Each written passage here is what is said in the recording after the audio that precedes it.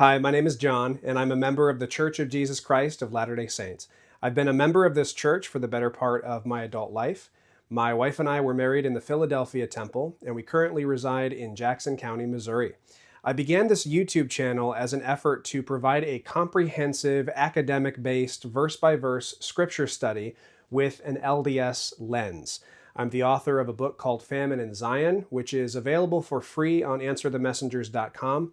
And that book encompasses my philosophy about scriptural literacy, as well as a critical analysis of the decline of scriptural literacy within the Church of Jesus Christ of Latter-day Saints. In the process of creating videos for this YouTube channel, there have been a number of interesting comments in the comment sections along the way, because my presentation is grounded in an academic focus, certainly blended with that LDS perspective. However, I try to maintain a certain level of objectivity, which at times may clash with an orthodox LDS view. And I'm realizing that some people just don't know what to make of that. I've received comments from non-LDS Christians who praise me for railing on the false church of the Mormons, the cult of heretical Christians, and then I have to clarify, oh, I actually am a Latter-day Saint.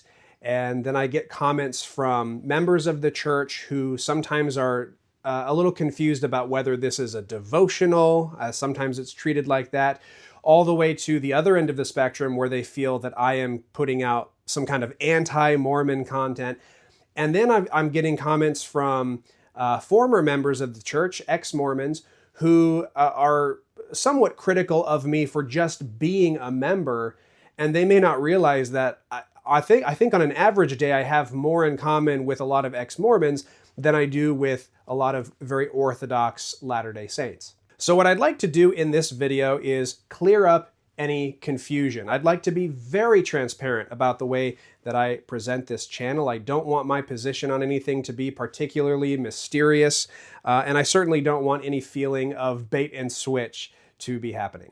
I am a convert to the Church of Jesus Christ of Latter-day Saints, and prior to my involvement in LDS culture, the word convert usually was only used as a verb. It was to convert to something. In LDS culture, the word convert is almost always used as a noun, and it is used to describe basically anybody who is baptized after the age of 9 years old. Throughout my lessons on this channel, I've discussed the word convert as it pertains to the original Greek language, the language that we find in the New Testament. The word convert or convert is the same word generally that is translated repent. It means, in some cases, to change one's mind or to have a change of perspective about something, or in other cases, it is used to describe something that is turning, either turning away from something or turning toward something, or maybe both. Like many elements of LDS church doctrine, I tend to see conversion as something that is a process rather than something that is a one-time event. I also tend to see conversion as something that applies to all members of the church, even members who were raised in the church and baptized at 8 years old. I think these can have very powerful conversion experiences, and I think that's why the church likes to talk about it sometimes in terms of deepening conversion unto Christ. Conversion is something that we all can experience. I have personally experienced many moments of conversion throughout my life, and I wanted to take this opportunity to share my conversion story on this platform. How I became aware of the Church of Jesus Christ of Latter-day Saints, why I joined, and why I am still a member today. And I also want to share my overall experience as a Latter-day Saint, even post-baptism experience. Usually a kind of talk like this is limited to about 5 to 10 minutes in a sacrament service or a president's devotional of some kind. And so I really want to take advantage of this opportunity to share what I think is probably the most comprehensive version of my conversion story that I've ever shared with anyone. So beginning from the beginning, I grew up in a very strict, far-right, non-denominational household. My parents were devout Christians, but they were notably church hoppers. So for the first 15 years of my life, my family had been affiliated with no fewer than 10 churches, at least that I can remember. My earliest memories of my sense of identity were deeply intertwined with faith and spirituality and my spiritual experiences. I was certainly raised in a bit of a Christian bubble. Virtually all my media was Christian based. I was raised on Bible stories. I memorized a lot of songs and scriptures. And I also grew up in a pretty volatile and abusive household. So the Bible, which was something that was never ever taken away from me, was my sanctuary for escape. I had read the Old and New Testament probably before the time I hit elementary school, and I developed a propensity for a hyper accurate perspective of Bible stories. I can remember on one occasion when I was in Sunday school at church, and they were talking about the story of David and Goliath. And they ended the story with the fact that David slew Goliath by hitting him in the head with a stone. And I raised my hand, and my teacher called on me, and I corrected the teacher and said, "That's not where the story ends." David actually went over to Goliath and took his own sword and cut off his head with it and brought his head back to camp. And I don't remember this, but the stories I've heard, apparently I horrified the other kids in the classroom. The teacher was not happy with me. My parents were pulled aside for a discussion. I think I was defended by my father, who did say, well, that is what the text of the story says. On another occasion, just in the light of hyper accuracy here, I remember drawing pictures of Bible stories as a child. And at some point, I remember reading, it must have been some kind of a Bible, like a study Bible or some kind of I mean, it certainly was for adults. I can't imagine it was for kids, but I remember reading that the Romans always crucified people naked, that the loincloth that we see depicted on Jesus and others is just kind of a dignity thing so that we don't have to see the graphic horror of it. I remember reading that somewhere. I couldn't have been more than 8 years old, and I remember drawing a picture of the crucifixion scene and Jesus's junk just fully out there. I remember proudly showing it to my mother, who told me I better go put a loincloth on him. But that gives you an idea for how deeply I internalized some of these stories. Most of the churches that I went to had adopted influences from either the evangelical or the born-again movements, and there was certainly like an element of mega church culture in a lot of the churches that I attended. One major principle that I remember very clearly, very vividly growing up with is this idea of a right and a wrong way to God. And that came with this idea of there being true Christians and false Christians. The churches that I grew up in and around were notably very anti-ritual.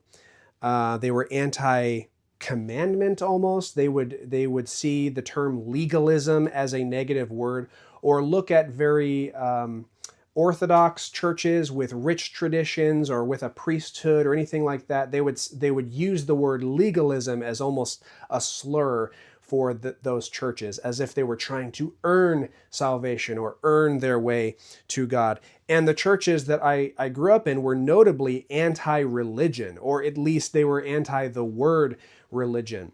They saw it preferable to frame a religious experience as a relationship with God or a relationship with Jesus. And anyone who was pro-ritual, pro-commandments, or pro-legalism, pro-religion were deemed more or less false Christians, or they weren't true Christians. Along with that came the correct way of how to be saved. And I've talked about this a little bit in videos on this channel, kind of the differences between LDS and evangelical culture or mainstream Christian culture.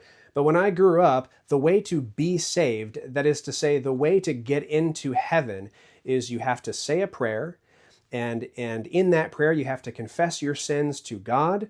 or perhaps even directly to Jesus. We were always Trinitarian growing up, so we would often begin prayers with "Dear Jesus" and then close prayers with "In your name." There was not a real distinction between Heavenly Father and Jesus, but in order to be saved, you say that prayer, confess your sins to God or Jesus.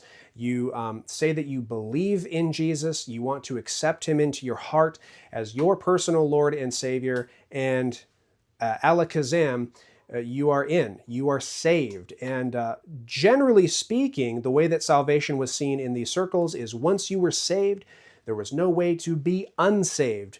God had written your name down in the book of life and you were in heaven. There was nothing that you could do that could unsave yourself. I've kept a lot of journal entries from when I was very young, and when I was 6 years old, my mother began having this conversation with me about the importance of saying that prayer in order to be saved. And there was one night in particular, and I still have a pretty vivid memory of it. My mother came to tuck me in to bed, and she basically asked me if I had ever said that sinner's prayer. And I said no, that I hadn't. And she asked if I would like to. I think she was maybe offering to or volunteering to lead me in said prayer. And I remember very clearly feeling uncomfortable. I felt awkward. And my answer was, I'm not ready, or I don't know if I want to. My mother kept probing and trying to figure out why, because in her mind, this was maybe some deficiency within me. And I didn't have any good answers. All I remember saying is, I'm not ready, and I don't know if I want to do this. My mother became exasperated with me, her 6-year-old, and said that it was up to me whether I wanted to go to heaven or not, and she left my bedroom in kind of a huff and a puff. And I remember laying there for what felt like hours. And I didn't know exactly what I wanted to do, but I felt a great anxiety. I think part of it was an anxiety about hell, but I think the majority of it was an anxiety about disappointing my mother or disappointing my faith community in some way. And so I felt that even though I wasn't ready, I needed to have good standing with my parents.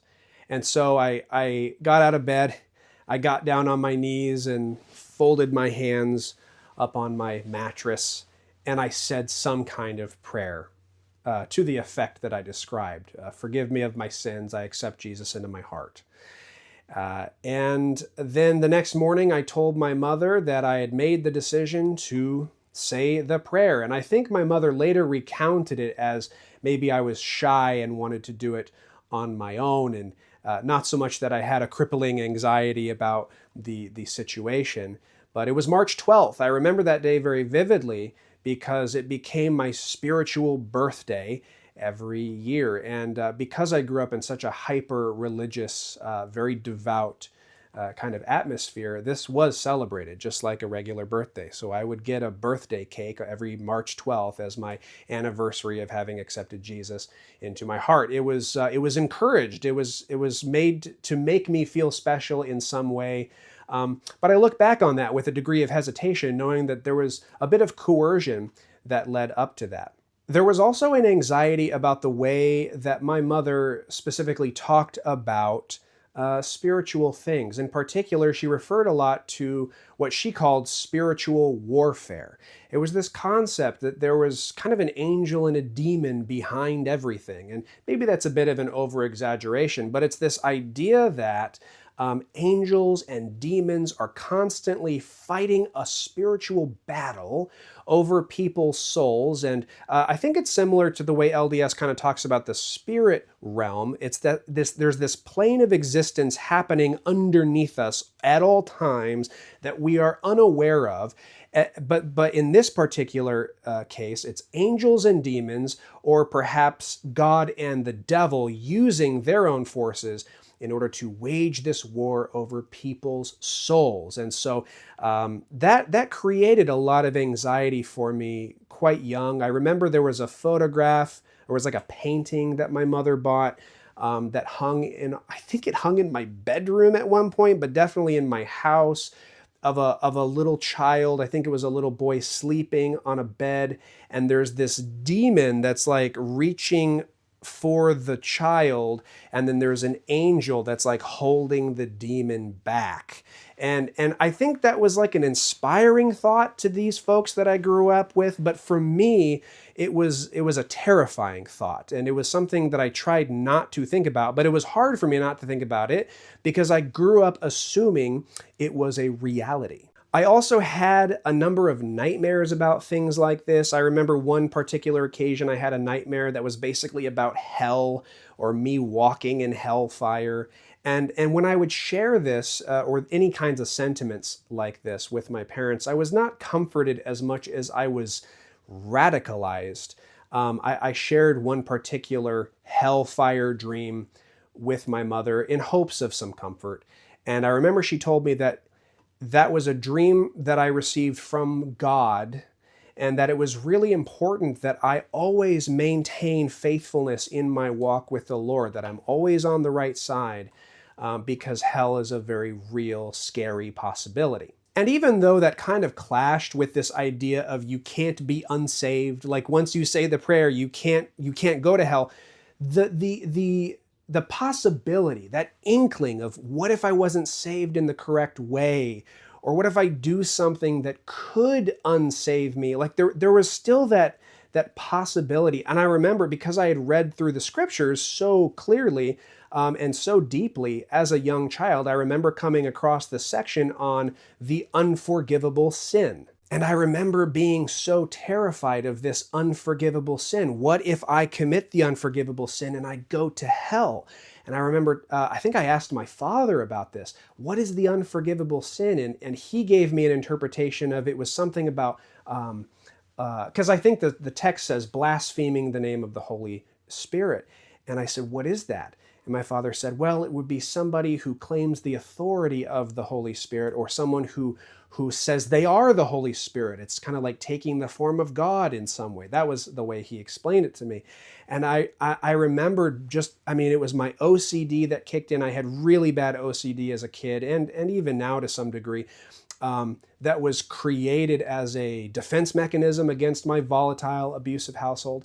A lot of that OCD turned into what they call religious scrupulosity, and I remember being so terrified that if the thought of I am the Holy Spirit crossed my mind, that I would damn myself to hell. And so as a little child, I remember laying in bed some nights, and I cannot let that thought cross my mind. And so I would turn it into this mantra. I would say over and over again, I am not the Holy Spirit. I am not the Holy Spirit. I am not the Holy Spirit.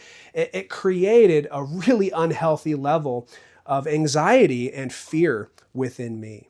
I was baptized just before my 7th birthday. Now, in the churches that I grew up in and around, baptism was only a symbol. It wasn't like a saving ordinance of any kind. It was a symbol that you wanted to follow the way of Jesus Christ, and you wanted to be a Christian, and you wanted to symbolically bury your old self and then live a new life. For me, as a 6-year-old, I didn't really know what it meant to change my life, especially because I'd been kind of growing up in and around this sort of teaching and this religious ideology for as long as I could remember. So there was nothing that I was particularly changing, but I did see it as kind of entering into this commitment of trying to be a Christian, or demonstrating to the rest of the world that I'm following in Jesus's example. I was baptized at my local swimming pool. My church had rented out, I don't think they rented out the whole pool, but they reserved like 30 minutes of time that they would blow the whistle and call everybody out of the water. I can't imagine being a non-religious person at that pool thinking, what is going on here? But I grew up in a very conservative, presumably very Christian community, so maybe everybody just thought that was very normal.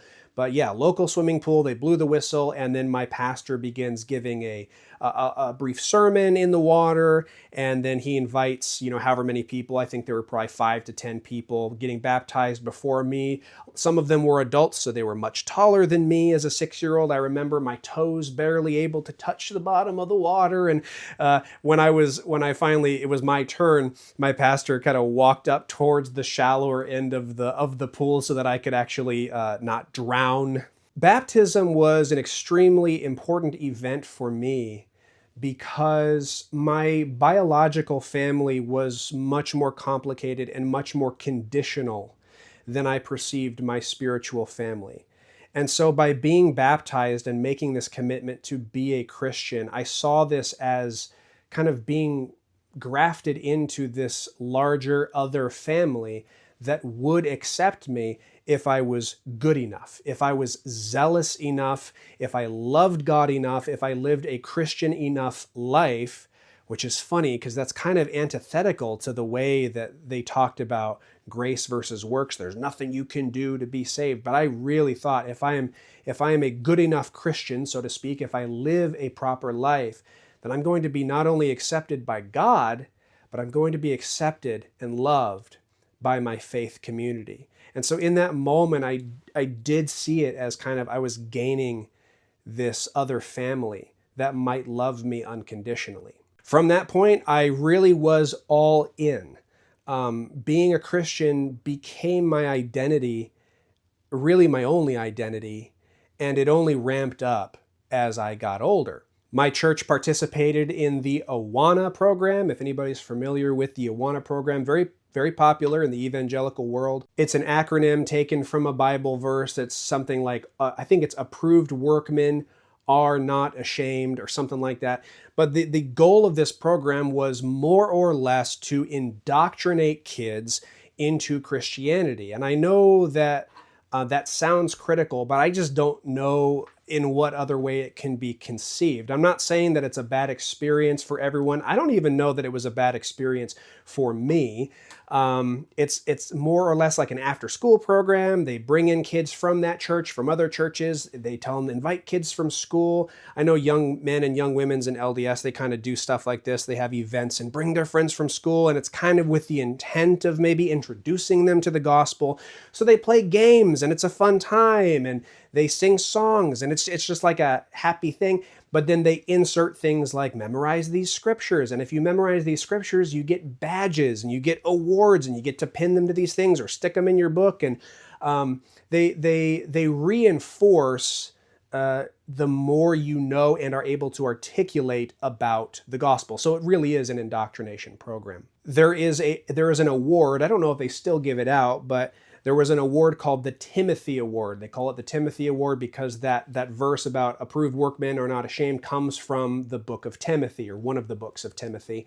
And the idea is that if kids can say enough verses, you kind of climb the ranks. It's almost like Boy Scouts.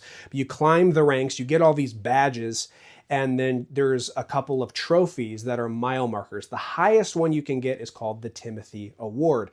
You have to memorize something like 400 verses over the course of like 4 or 5, 6 years. I don't know how long it was. And that was something that I worked really hard to achieve. It was an expectation from my mother who swore up and down this was going to look really good on my resume. I did achieve the Timothy Award, and it is somewhere in a landfill right now, and I don't think I've ever put it on my resume. From a very, very young age, I'd say probably 8, 9 years old, my career goal became either or missionary or pastor. And I didn't know exactly what all that entailed, but I knew that it was deeply tied to something I wanted to be.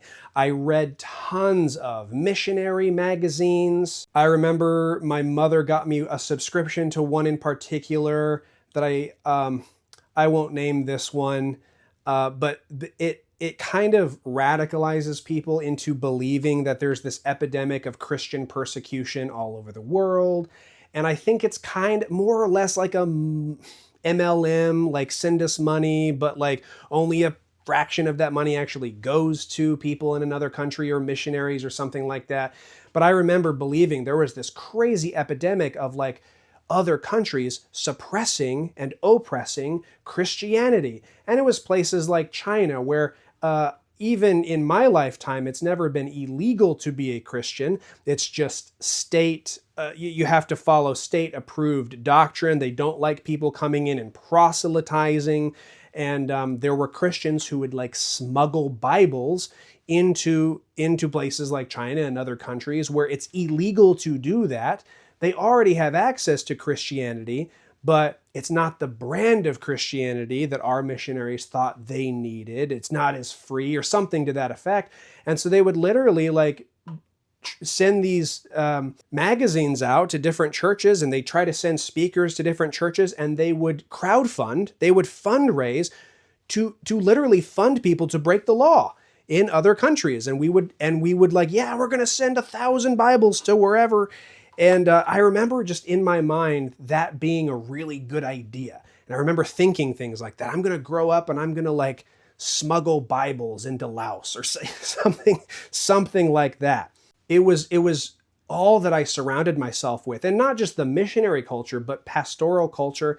I sat out of kids' church. I think by the time I was 9, 10 years old, I was not going to kids' church anymore with all my friends. I was sitting in big church, listening to the sermon, reading the text of the scriptures, taking notes, really internalizing this stuff. My father and I began attending this home teacher. He was like a Bible teacher that he did this in his free time. He was not a trained theologian, but this gentleman was having a hard time finding a church that was really teaching the scriptures. And so he started this nonprofit organization where he was basically just giving out free material. I think he still operates today, teaching verse by verse in the scriptures.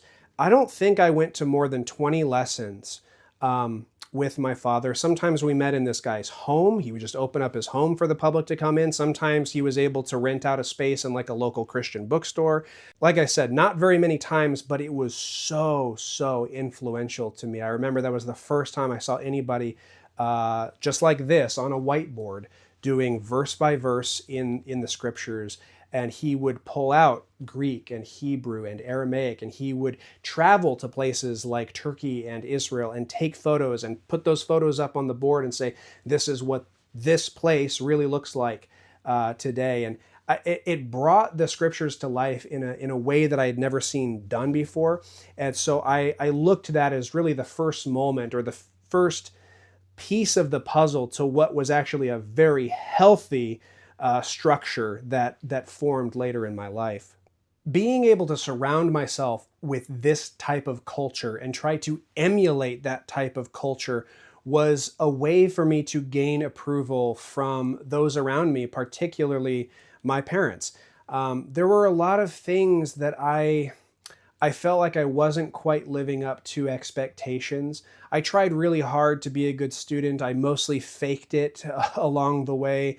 I think my father, for example, would have really liked to have a son in football or just in any sports. I was asthmatic. I was terrible at sports and I hated sweating and I was just awful. I was more into art. I was more into dance. I was more into music. And I just don't think that necessarily made at least my father very proud. But I knew that if I could emulate religious teachings, if I could show that I was going to be a good missionary or that I was on my way to developing some kind of like academic knowledge to be a pastor of any kind, I felt like I could live up to their expectations in that way, or at least make them proud. Not to mention, this was something that they encouraged. They encouraged what became my radicalization, but every step of the way, they encouraged my devoutness.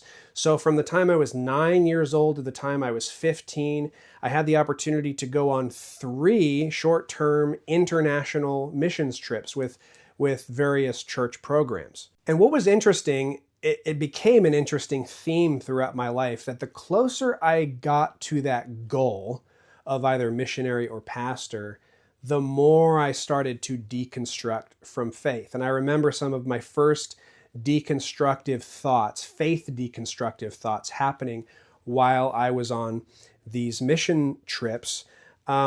Namely, that I felt awkward or disturbed that the goals of these mission trips were typically more about indoctrination. It was more about helping people become Christian than it was about helping people. And it felt for us like kind of a vacation, like we got to pay to go somewhere cool and get on a plane and fly somewhere cool, and we got to eat really well. Meanwhile, we turn around and we're doing vacation Bible school for these kids who are literally living on the streets. And I just felt this like, oh, this disconnect of like, I would have rather given my money to somehow get directly to these kids, get them some food, some water, some toys, some shelter, some education, rather than we're spending those resources kind of on us, and we give them Jesus. They really need Jesus more than anything. And so we have a box full of puppets and musical instruments and a sheet music of songs, and we have fun dances, but I didn't feel like we were really making a genuine difference in these people's lives. And then I started to think about it even spiritually, like even for those who did convert, those who were baptized, those who did say the sinner's prayer or whatever, then we leave. Like we're these strangers that show up and we're there for 2 weeks and then we just screw off. And like, who's there to help guide and nurture their spiritual path going forward? So these were very concerning thoughts to me that I remember having and just kind of shoving down deep into this place where I wouldn't be so bothered by it or vocalize those concerns. Throughout this time as a youth, I was homeschooled and like private homeschool co-op grouped in a very rigorous Christian-based curriculum. Truthfully, I had a very bad education just all around, and there were a number of reasons for that, but I was definitely indoctrinated even in my education. I was indoctrinated into believing that the secular world was evil. And so even things like science books. I mean, I had Christian-based science books that taught creation science, that the earth wasn't more than 6,000 years old. And if you ever saw the term millions of years in another textbook or in a museum, that these were people who were deceived by Satan. I think in sometimes in the most, like in the worst terms, that they were intentionally lying to you to try to make you disbelieve in the Bible or make you disbelieve in God. And I fully believed that for so many years. By the time I was 12 years old, I was attending these special youth conferences that taught kids how to proselytize to friends and to strangers. So picture, like for my LDS friends out there, picture the MTC if you've gone on a mission. It's the MTC except you're a kid, and the entire world and your entire life is the mission field. This isn't just a 2-year thing where you have, set hours and then you get released. This is, you're being trained to go out there and treat the world as this spiritual battlefield, because remember, there's angels and demons fighting over people's souls, and you're going to be this righteous warrior going out into the world to win souls for God. These youth conferences were filled with charismatic speakers, lots of really great music. They were curated spiritual experiences, and I ate it up, and a lot of other people did too. But because of the way that I grew up, up until that point, I think I internalized a lot of this much deeper than a lot of my peers. I remember some of my peers feeling that and expressing that, man, these youth conferences were really great, but the hype kind of wore off after maybe a month or two. But I feel like for me, each one I went to just made me more radical than the last. I really, in many instances, felt high. When I got older and actually did drugs, I compare that to the curated spiritual experiences that are created in these youth conferences. It was very drug-like. It was very, very euphoric, and it feels like it messed with my judgment a little bit. Somewhere between 10 and 12 years old, definitely around the start of these conferences, I was carrying around a pocket-sized Bible everywhere I went. I dual enrolled in a public school very briefly. I carried a Bible to school. I talked to all of my classmates about Jesus and how to accept Jesus into their lives. I carried pamphlets around with me. I passed out religious pamphlets to everybody I interacted with. I passed them out at restaurants, just in the drive-through window at McDonald's. I'd roll them up in toilet paper in Walmart. I was leaving them on the shelves of bookstores or in books. I'd go to the library, throw pamphlets somewhere. And I saw this as planting seeds. I saw this as I was being a good spiritual steward, and I was planting seeds for someone to find this, and somewhere along the way, that was going to help them find God, say that prayer, and then they'd get into heaven, and it would be a job well done.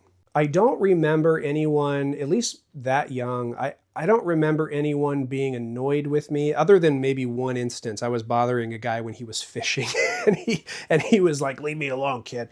Other than that, I don't remember, especially my peers, I don't remember anybody like being rude to me or finding me annoying. At least they didn't say that to my face. I'm sure there were people talking behind my back, but nobody was rude to me.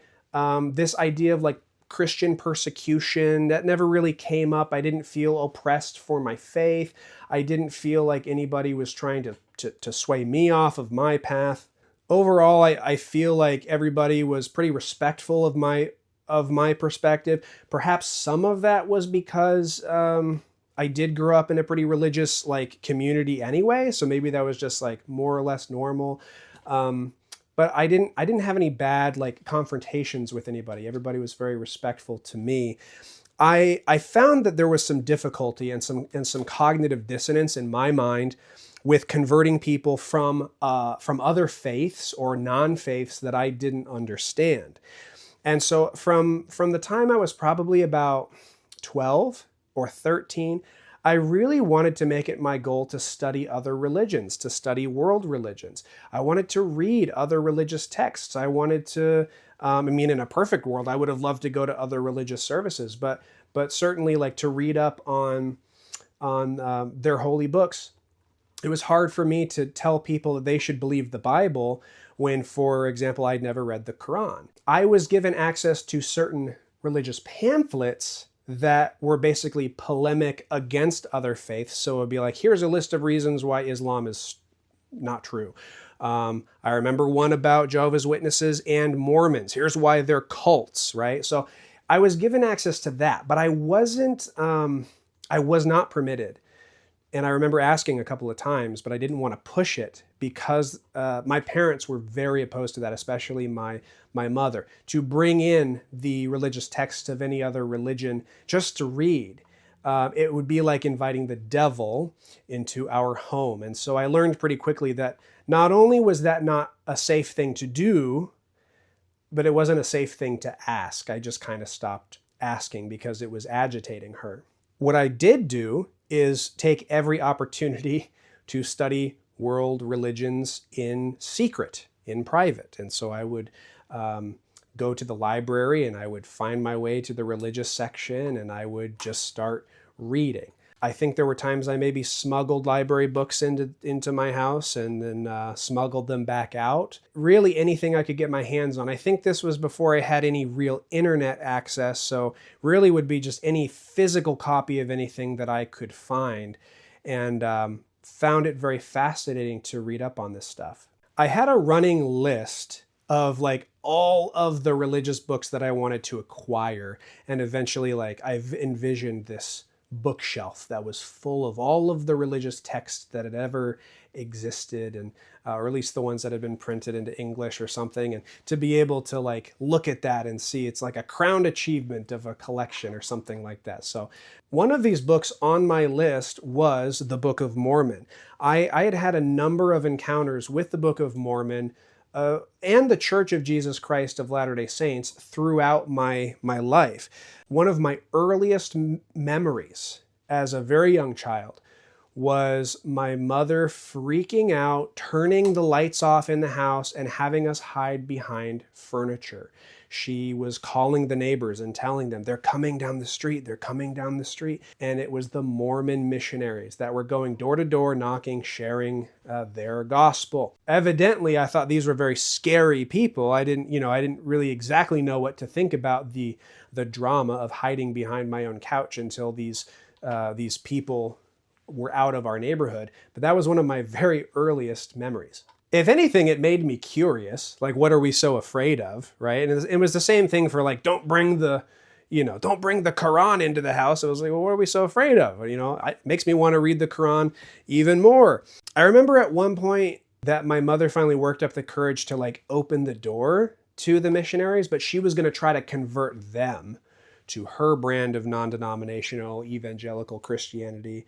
I remember sitting on the porch and the two, I saw them as two full-grown men in ties looking back. I was just so little. They're probably 18, 19-year-old kids in name tags and ties, and just chatting with my mother. And I remember my mother being a little belligerent and a little rude, probably a bit disrespectful, telling them things like they were in a cult and they didn't know they were in a cult, and telling them that their highest leaders had secret knowledge that they weren't revealing to them. And I think like the religious communities I grew up in didn't really have a distinction between Mormon, Jehovah's Witness, and Scientology. It just kind of all got blended into one. But I remember the missionaries being very calm and saying, they respected her beliefs, and if she wasn't interested in studying, they'd just be on their way.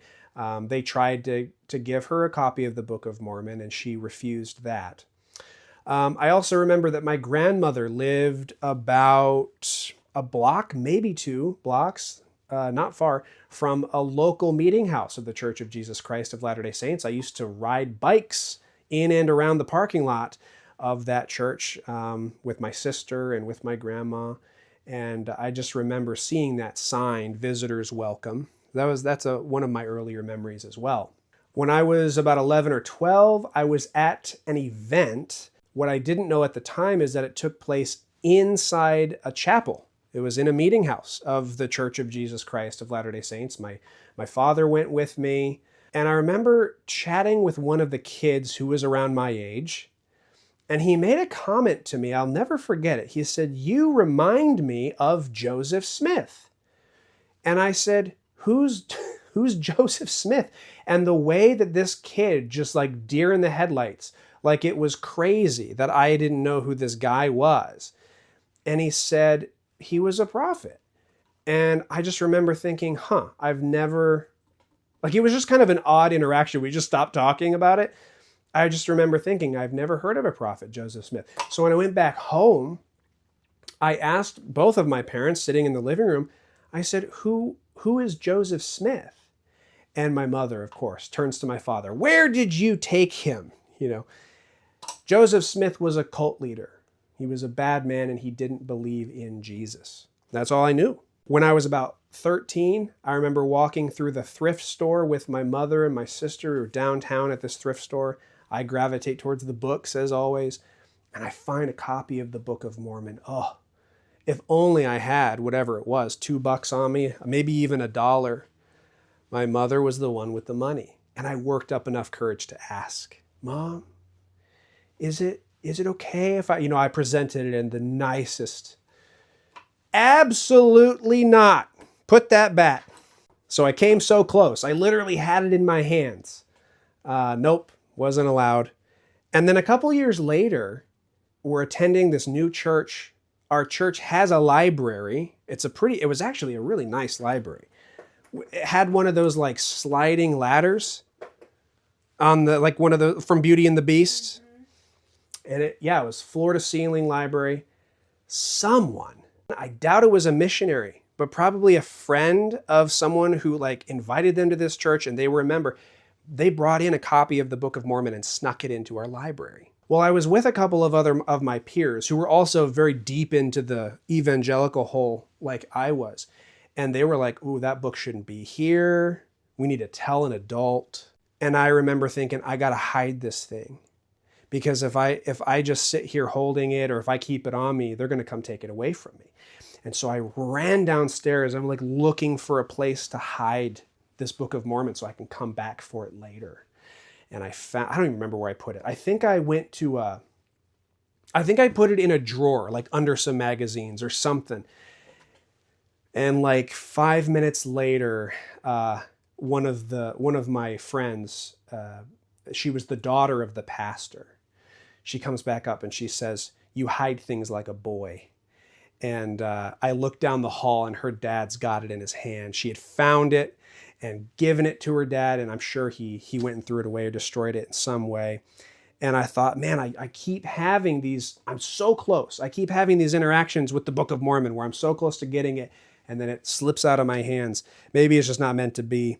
Now, I really didn't stop studying world religions, and certainly didn't stop procuring texts from religions or trying to, really until I was like in my early 20s. But between the ages of like 14 and 16, I had become very openly, bravely, and openly atheist, which was not a very safe thing for me to say, but I felt so weighed down by the version of Christianity that I had been presented with, and the version that I had been living.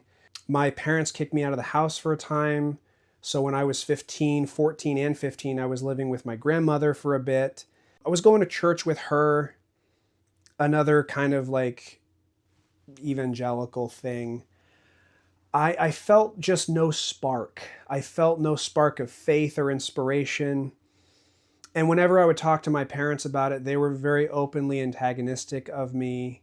My mother would mock me for how stupid I was for not believing in God, and how gullible I was for succumbing to secular philosophies. And of course, that does not make me want to come back to the fold. It pushes me farther away. I really have been more or less fully on my own since I was 15, 16. When I was 16 and I was living on my own, I somehow got a group of friends who were all Stone Campbellite Church of Christ members, and loved these guys, did Bible studies with them, and just other fun things. And I remember reading like through some of the sections in the New Testament about baptism, and hearing things they had to say about baptism being a saving ordinance. And that was almost something that was heresy growing up for me. Like, baptism's only a symbol. It does nothing, because nothing you can do gets you into heaven. Unless, of course, you're counting saying a prayer, but that's not something you do. I don't know how they rationalize that. But yeah, I remember thinking, man, I've been reading the Bible my whole life, reading the New Testament my whole life. It's very clear in the Bible that baptism is necessary for salvation, and it's never dawned on me. I remember having this conversation with my buddy Frank. We had a long conversation about baptism and the significance of baptism, and why the Stone Campbellite Church of Christ denomination really emphasizes it. And I thought back to my own baptism, especially after I had kind of had this prayer thing forced on me.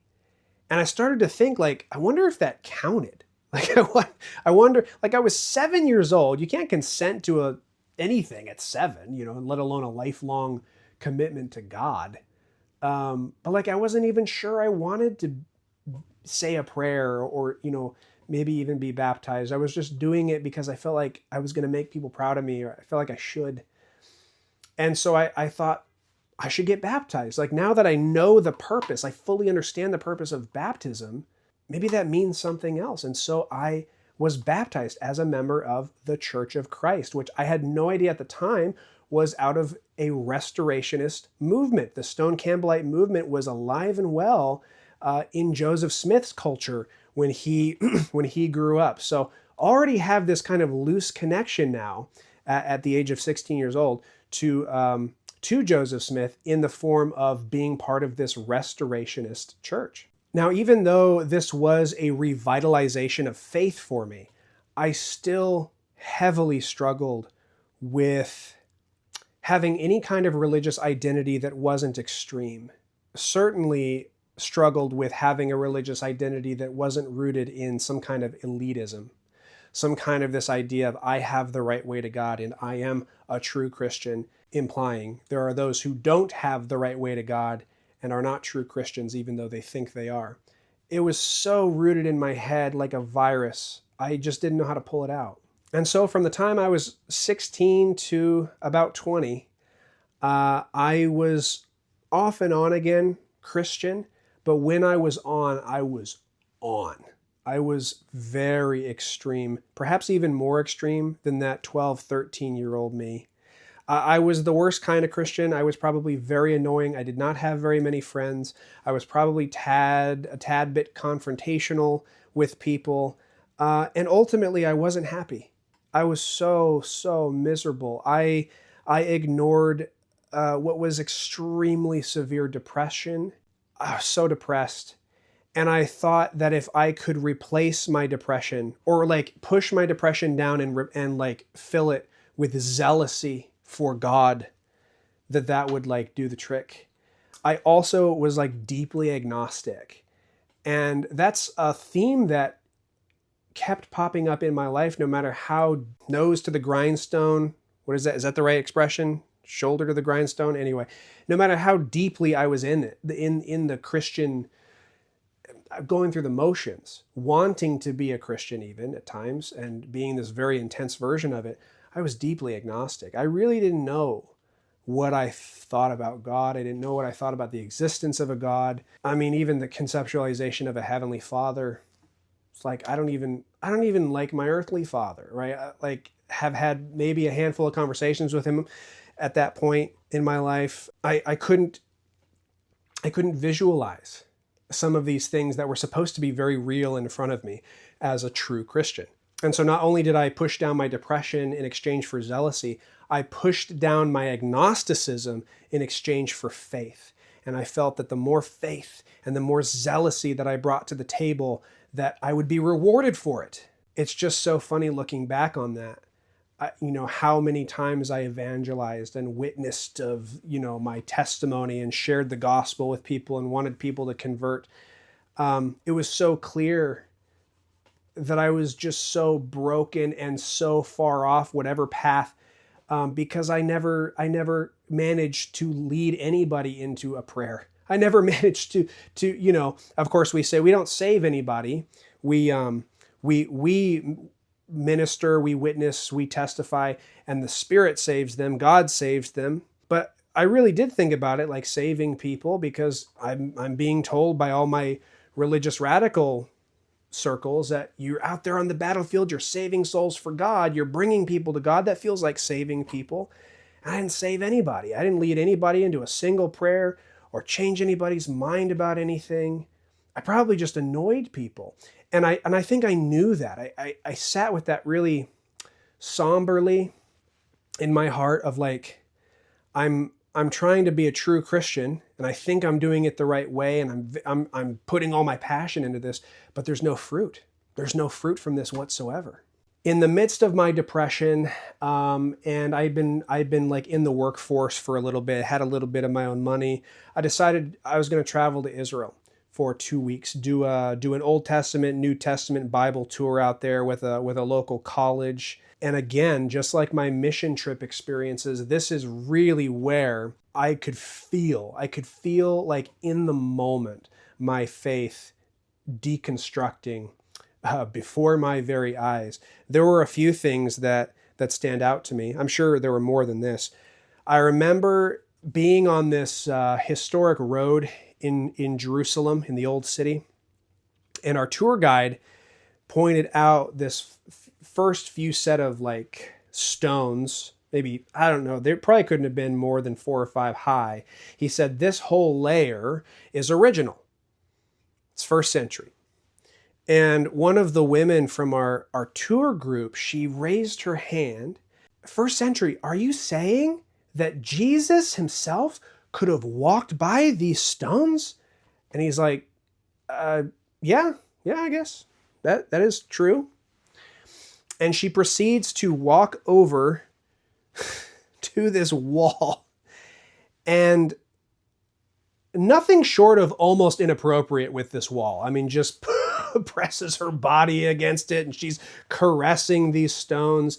And I remember just having this moment of thinking, well, I had two thoughts. Number one, oh my gosh, is that me?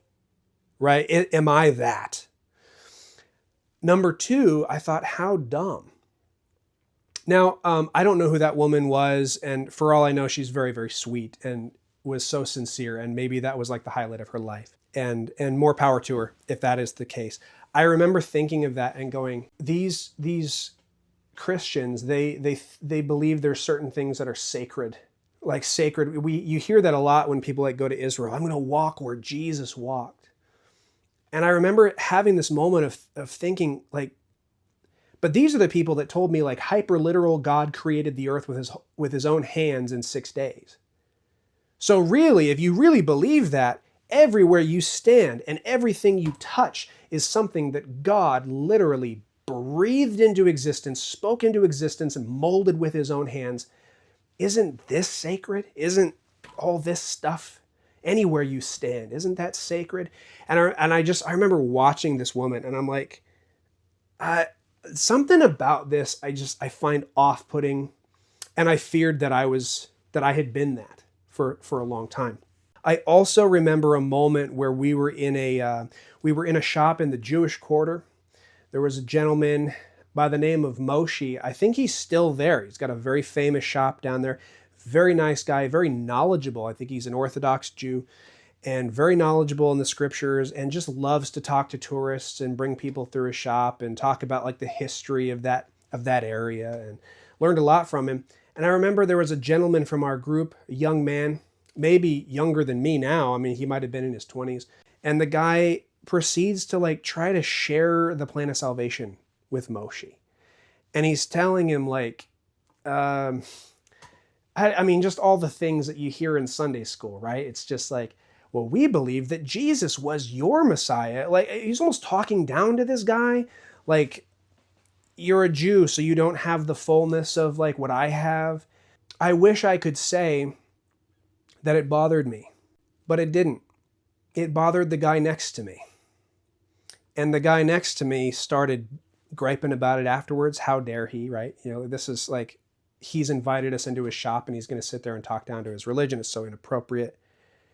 And I remember legitimately thinking, I don't understand what's wrong with that. Like, like that's something that I was taught to do growing up. Now, in hindsight, and the more I let it eat at me, the more it bothered me.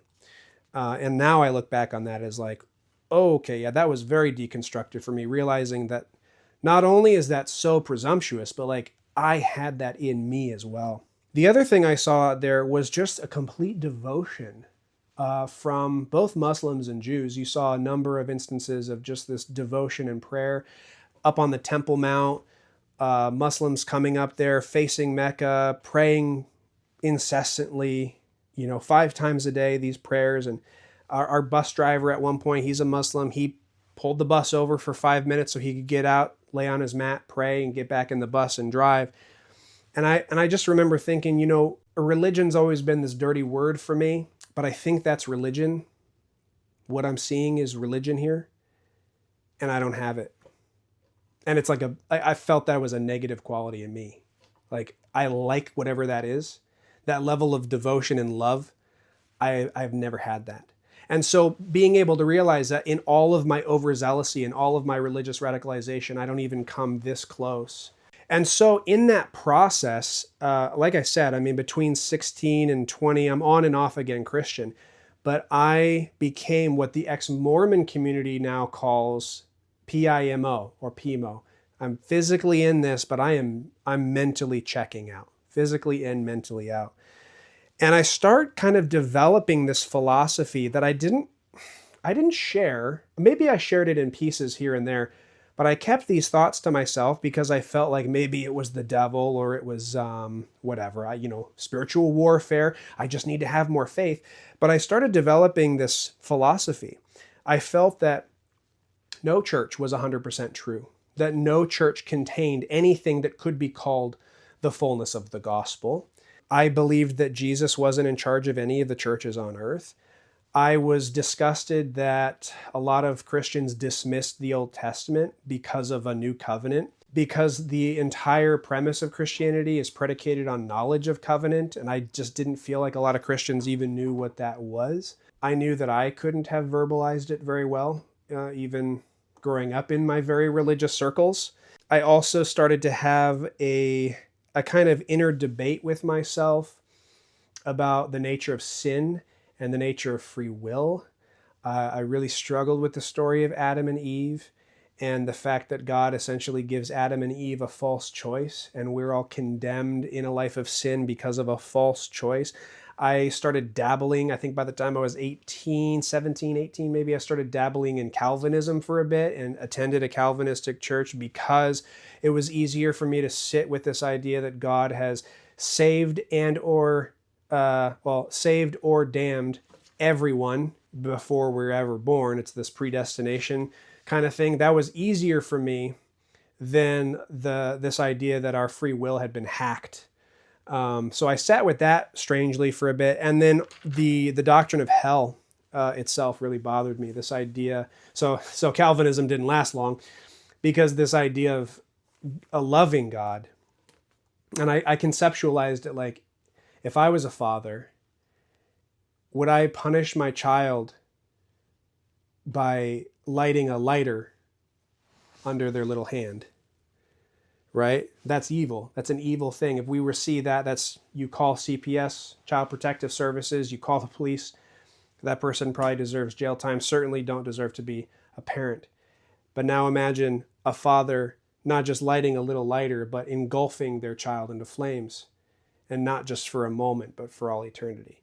I couldn't fathom how that was consistent with a loving God. If even one of his children, if he knew beforehand that they were going to end up in hell, that it would be more loving and more merciful for him to never create humanity whatsoever. So I really struggled with that.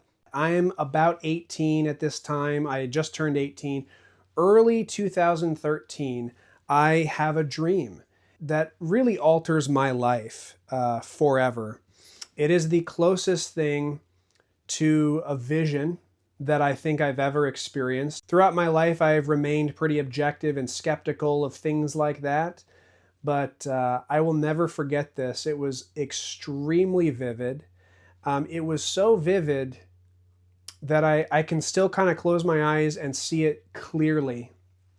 And I remember it just as it happened, as if it had happened last night. Also was the closest thing to anything that I felt was sacred. So sacred that I've only shared this with a handful of people, and I truly even hesitate to share it in this capacity. But the dream was that I kind of found myself sitting at this wooden table. I'm in a wooden gazebo that's like this big square gazebo that kind of encompasses me. There's wooden pillars, there's a ceiling over me, like a roof, but I can see out, and there's rows of tables that are almost like picnic table style that go all the way down, and there's probably 3-4 rows all the way back, filled with people. We are all dressed very nicely, maybe something like this. All the women were wearing, or I should say a lot of the women were wearing white dresses. A lot of the men were in like suits, white shirt and tie kind of thing. I remember sitting there at my table. I'm next to a woman that I don't know, and she's wearing a white dress. I seem to be focused in on 2 books that are sitting in front of me. One is a large leather-bound, it's a red leather-bound Bible, and it's really thick. Looks like an antique style. So I've got these pages open, I'm reading, and then I've got another book over here. It's more modest size. It almost looks paperback, and it's just a plain white book. And I'm sitting there comparing the two and reading and presumably studying. I'm able to look out in front of me The way that the gazebo is situated is it sits on kind of the edge of this grassy area that slopes down into like this sandy area, and it turns into a beach. I can see the ocean out in front of me, and the ocean is lined up with a row of trees that are just planted every 20 feet or so, all along the coast of the beach. And I look down at the shore. I see this boy who is sitting, and he's reading a book. But he doesn't understand what he's reading. And I can tell that because in this moment, I suddenly feel what he's feeling. And it's sorrow, but it's also pain. It's great pain. And I remember sitting there looking at him, and I'm just almost grieving in my heart for what he's feeling. And that pain starts to tug at my heart enough that I'm looking at these books in front of me, and whatever it is, I have this idea that I know the answer to his questions. And so I collect up my books, I stand up, and I start walking down towards the sand, maybe get even onto the sand a little bit. But this voice calls for me back at the gazebo, and I turn back, and it's the woman that I was sitting with, and she calls for me to come back. She says, they're about to pass out food. You're going to miss the meal. And I feel completely torn in this moment, standing between the two, looking at this boy, feeling his pain, but knowing that I have a place back here somewhere. So reluctantly, I turn around, I walk back up to the gazebo, I take my seat, and I kind of put my books off to the side for a minute. And they pass out this food. The food looks delicious. It's like full course meal kind of a thing. They've got food all in the middle of the table, like a feast. But I remember, to me, I'm sitting here and the food, I'm eating, but the food doesn't taste good. I can't quite tell if it's that the food isn't good or that I cannot focus on enjoying this food while I still feel this pain that this boy is experiencing. And that pain is growing and swelling within me. I am at this point just picking at my food, and I'm like, I have to make a decision. And this isn't right for me to be here eating this food while this boy is starving in a way for answers. And so I push aside my plate, I stand up, I grab my books again. And as I do, the woman sitting next to me, she says, if you leave, you can't come back.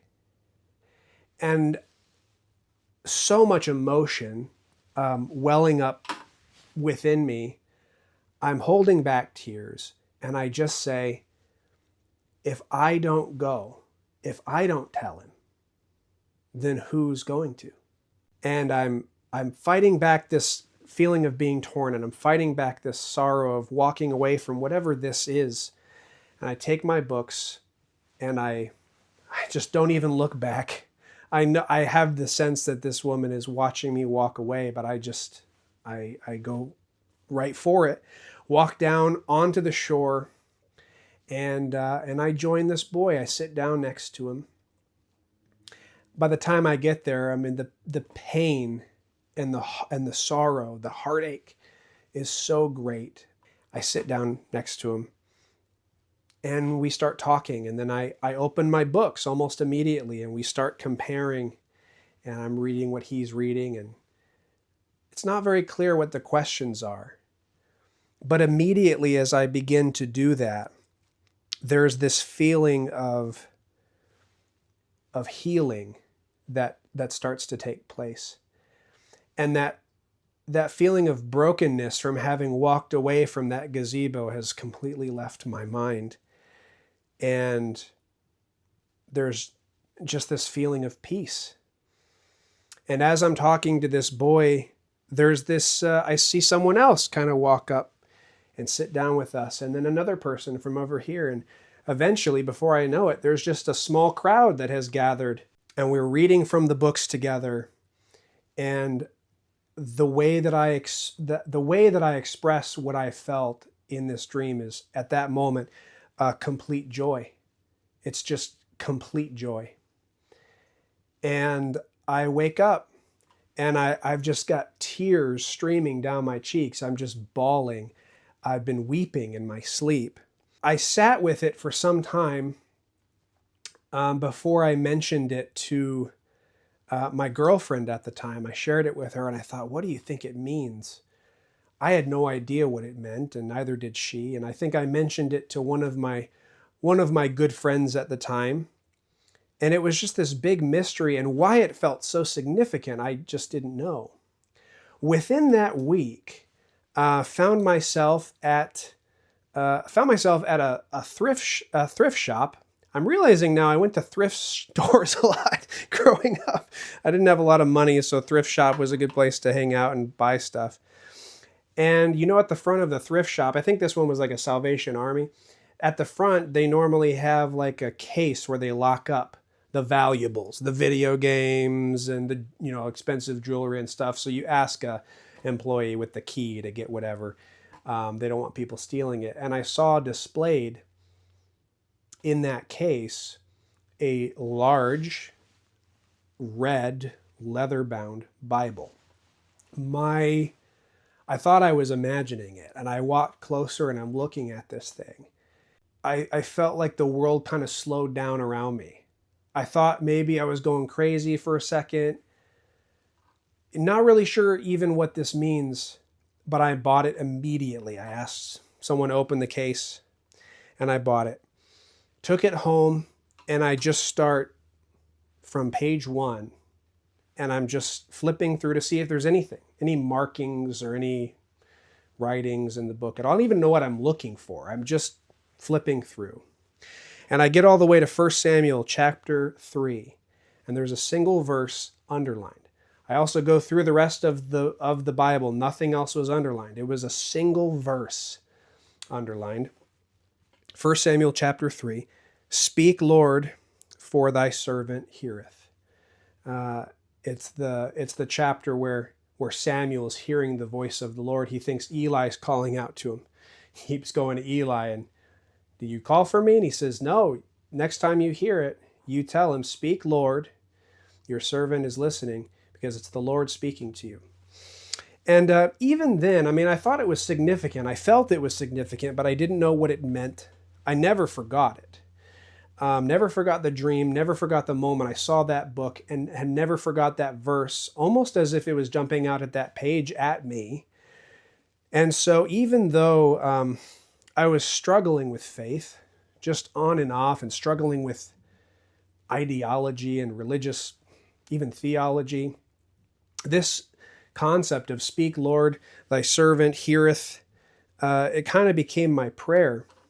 Within that month, the thought dawned on me. I just kind of remembered, I never got around to finding a Book of Mormon. It was still on my list. I had acquired at that point a lot of other religious books and read them. But as I'm getting off of work one day, it just pops into my head. I forgot. I forgot that was still like on my to-do list. I wonder if I could go get one. And so I typed in, I think this was my very first smartphone. Must have been like an iPhone 4 or something like that, because I distinctly remember typing Mormon into the GPS, and it navigates me to my local stake center. I think it was a Wednesday. I didn't even know what a stake center was, but there were people there. There were cars there. I figured there was something happening. I thought maybe like a Wednesday night service. I think it was a youth event or something. And I walked in, and I was like trying to act like I wasn't completely lost. And these two young men in white shirts and ties, they walk up to me and they ask basically if they can help me with anything. And I asked if I could speak to a priest. And they both looked at each other, And then they looked back at me, and the one said very confidently, "We are priests." And I just stared at them blankly. I think I'd already made myself as someone who really didn't belong, so to speak, and I didn't want to question it. And I just said, "Uh-huh." So I'm looking for a copy of your holy book, and wondering if you would maybe have a copy that I could buy from you or something like that. And the one pulls a copy of the Book of Mormon out of his backpack and he hands it to me. And I said, "Do I owe you anything for this?" They said, "No, it's free." And then they said, "Would you be interested in having, like sitting down and talking about the Book of Mormon? It maybe be helpful for you to have like a historical background about the book and how it came to be before you start to read it." I said, "Sure." So we ducked into this Relief Society room, or maybe it was even like a small classroom. We sat down in these little chairs, and audience of one, I'm sitting there and they're facing me, and they pull out this book. It's it's like a notebook kind of a thing with pictures on it. And it's like a flip book with pictures. You remember the flip books? I think we proceeded to talk for 2 hours. They went through at least one flip book. I don't know if there was more than one. And I was just so drawn in. I found it more fascinating than I thought I would, especially when they started talking about their doctrine of pre-earth life, because that got brought up. I mean, we must have been all over the board now that I'm saying that. We talked about so much. And when they talked about pre-earth life, I had this like, hold on moment. When I was a young, I was probably, it was before I was 9, so somewhere between the ages of 5 and 9, I had this friend named Zach who lived across the street. We were best friends. We played together all the time. And I remember Zach I think he went to our church as well. We were both in religious households. But he asked me one day, what do you think, where do you think we were before we were babies? Like, were we somewhere else? And I remember thinking about it, and I answered intuitively, I guess we were with God. I guess we were all together with God in heaven. And when we came to earth, we forgot. Intuitively, that was which is so crazy because that's almost heresy in every Christian circle, and certainly would not have been accepted in the groups that I grew up in. But as a child, that thought made sense to me, and it resonated with me. I don't know that I fully believed that throughout my life, but I definitely remember having that thought as a child. So when the missionaries mentioned that, I thought, whoa, this is something that's resonated with me very intuitively from very young. We proceeded to meet probably every week, if not multiple times a week, for almost the next year. It was definitely the next 8 months. I think we even pushed it into close to a year.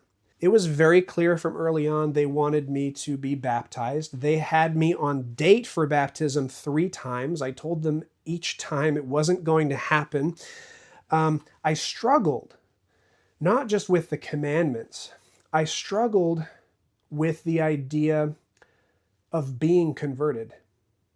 Because at this point, I had been trained to be the converter. I had been trained by the churches I grew up in from such a young age that I had all the answers. And I was the one to go out and make disciples of all nations. So now that I was kind of on the other side of this table, on the other side of this discussion, where I was the one that didn't have all the answers, and there was this expectation where maybe I would join them, it made me feel a little uncomfortable. But they answered pretty much every question I ever had. And those that they couldn't answer right away, they went and got answers and came back to me with those answers. My recollection is they answered all of my questions beautifully. They were kind. They were patient. I was a little nervous about meeting with them so often. I was very cautious just because of the stigma that the church had in my churches growing up, right? We had always referred to them as a cult.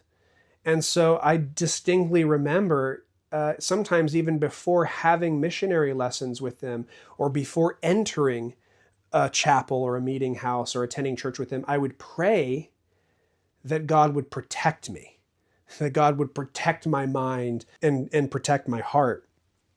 I don't know exactly what I thought would happen, but I do feel that I was on guard with this implication that maybe there was some spiritual deception going to happen.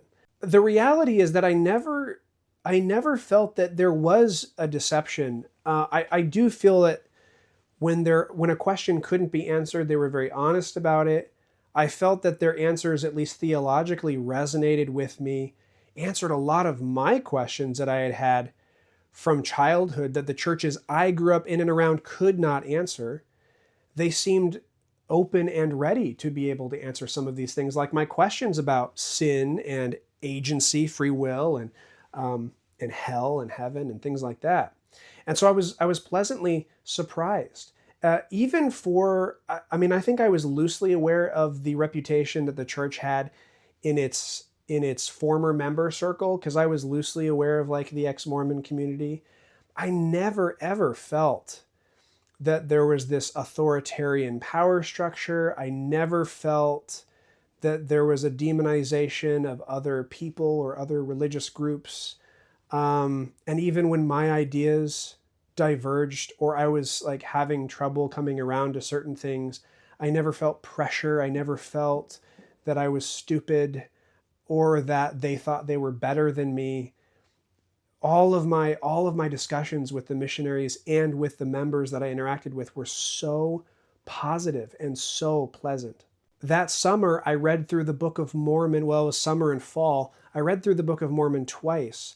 And I distinctly remember how I did this. When I was at work, I would sneak away to one of the computer kiosks when I had free time, and I would get onto LDS.org and I would read the Book of Mormon from work. And then when I was off of work, I had just joined a gym it was like a deal that my apartment complex had where you could join this gym. It was a free gym membership, but you had to go, I think it was 5 times a month for it to be free. And if you didn't go at least 5 times, they would charge you that monthly thing. It was like it was kind of scammy, but it was a way to like motivate you to get to the gym, and you'd have a free gym membership with this place you lived. It was right down the road. And I got it. I impulsed on it because it sounded like a good deal. And then I realized I hated going to the gym. So I would punch into the gym and I'd go put the treadmill on the lowest setting, and I would sit there and read the Book of Mormon on the treadmill. I read through the Book of Mormon twice. I remember how it made me feel. I marked up the Book of Mormon, hundreds of underlined and notations and questions, and I asked probably hundreds of questions. The missionaries would always ask me what I had been reading. I would share it with them. Sometimes I would get argumentative. Sometimes I would get even combative. But I remembered I felt light. I remembered I felt, I wouldn't say joy per se, but I just felt there was this lightness about my mood. Whenever I would read the Book of Mormon, there was just something about it that made me, it wasn't necessarily a page turner, but it made me want to keep coming back to it. I remember attending General Conference with the missionaries for the first time and trying to wrap my head around the idea of modern living prophets. I remember it was either the first or second time I attended General Conference with the missionaries that they said, "Hey, just so you know, President Monson is going to be a little somber. He just lost his wife." And I for some reason vividly remember that. And the sacredness of like gathering together as a worldwide church and broadcasting this thing internationally, very interesting to me. I don't know that I had ever been part of a church that big before or that widespread. And then I also remember attending church. I wouldn't go every week, and that was something that I remember them trying to get me to go every week. And you know, I'd negotiate with them. I'd go every other week or whatever, but when I could, I would go. And I just remember feeling it was so different from any other church that I'd ever been a part of. It was quiet, it was still, and I felt this palpable reverence. I was trying to put my finger on how to describe that. And one of the missionaries said, "What would you do? How would you react if Jesus himself walked into the room and stood in front of you?" I said, "I guess I would fall on my knees and I would just sit in stillness." And they said, "That is the feeling. That's the feeling when you attend a sacrament service with us." And I've not been able to dispute that very often. Of course, the more you go, the more times you're going to hear kids crying and screaming in the background and stuff too. But there was just something still and peaceful about it that I hadn't experienced prior. I remember that year, man, I was fresh, no contact with my parents. And I had, as a result of that, no one to spend Christmas with. My roommate was out, with his family. And so I was, at my apartment alone on Christmas. And the missionaries came over to be with me on Christmas. They gifted me a tie. Looking back, I'm pretty sure it was one of their own. And they gave me, I was really interested in the Doctrine and Covenants. This was before the Gospel Library app was like really prevalent. So everybody was paper scriptures. They provided me with a trio. What do they call that? A triad. It's not a quad, but it's what do you call it? It's just a trio. Oh, a trio. Yeah, Book of Mormon, Pearl of Great Price, Doctrine and Covenants. And I kept that for a long, long time. Eventually, after it was very clear that I was not going to be baptized, I was not ready to make that jump. They dropped me. Looking back, I think they were more patient than maybe they should have been. I will never forget I'll call him Elder M. I don't know if he wants me to say his real name on here. Elder M. He had not been transferred for, it was months. I think he served a third of his mission just teaching me. This, 19-year-old kid, maybe 20. He says, "John, if you ever change your mind, I will fly back out here and I will baptize you." And that just stuck with me. That he believed in me and that he would remain dedicated to me enough to stay in contact in the very least and even fly back out and baptize me. Over the next 4 years, like I said, I kept my LDS scriptures. I returned to them from time to time. I think by the time I was in my early 20s, I sold off my library. That beautiful collection that I'd always been envisioning kind of brought me more pain than anything, knowing that it was the result of a lot of like weird religious radicalization and trauma and just like overzealousy for things. I wanted to be more normal. And yeah, I sold a lot of it off, but I kept my LDS scriptures.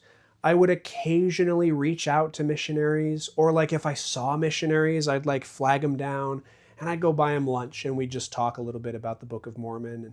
And I'd make it very clear I don't want to study with you and I don't want to get baptized, but I'm happy to treat you to, lunch and chat. That was like a routine for me. Like I said, I returned to the scriptures from time to time. I kept them up in my kitchen, one of my kitchen cupboards.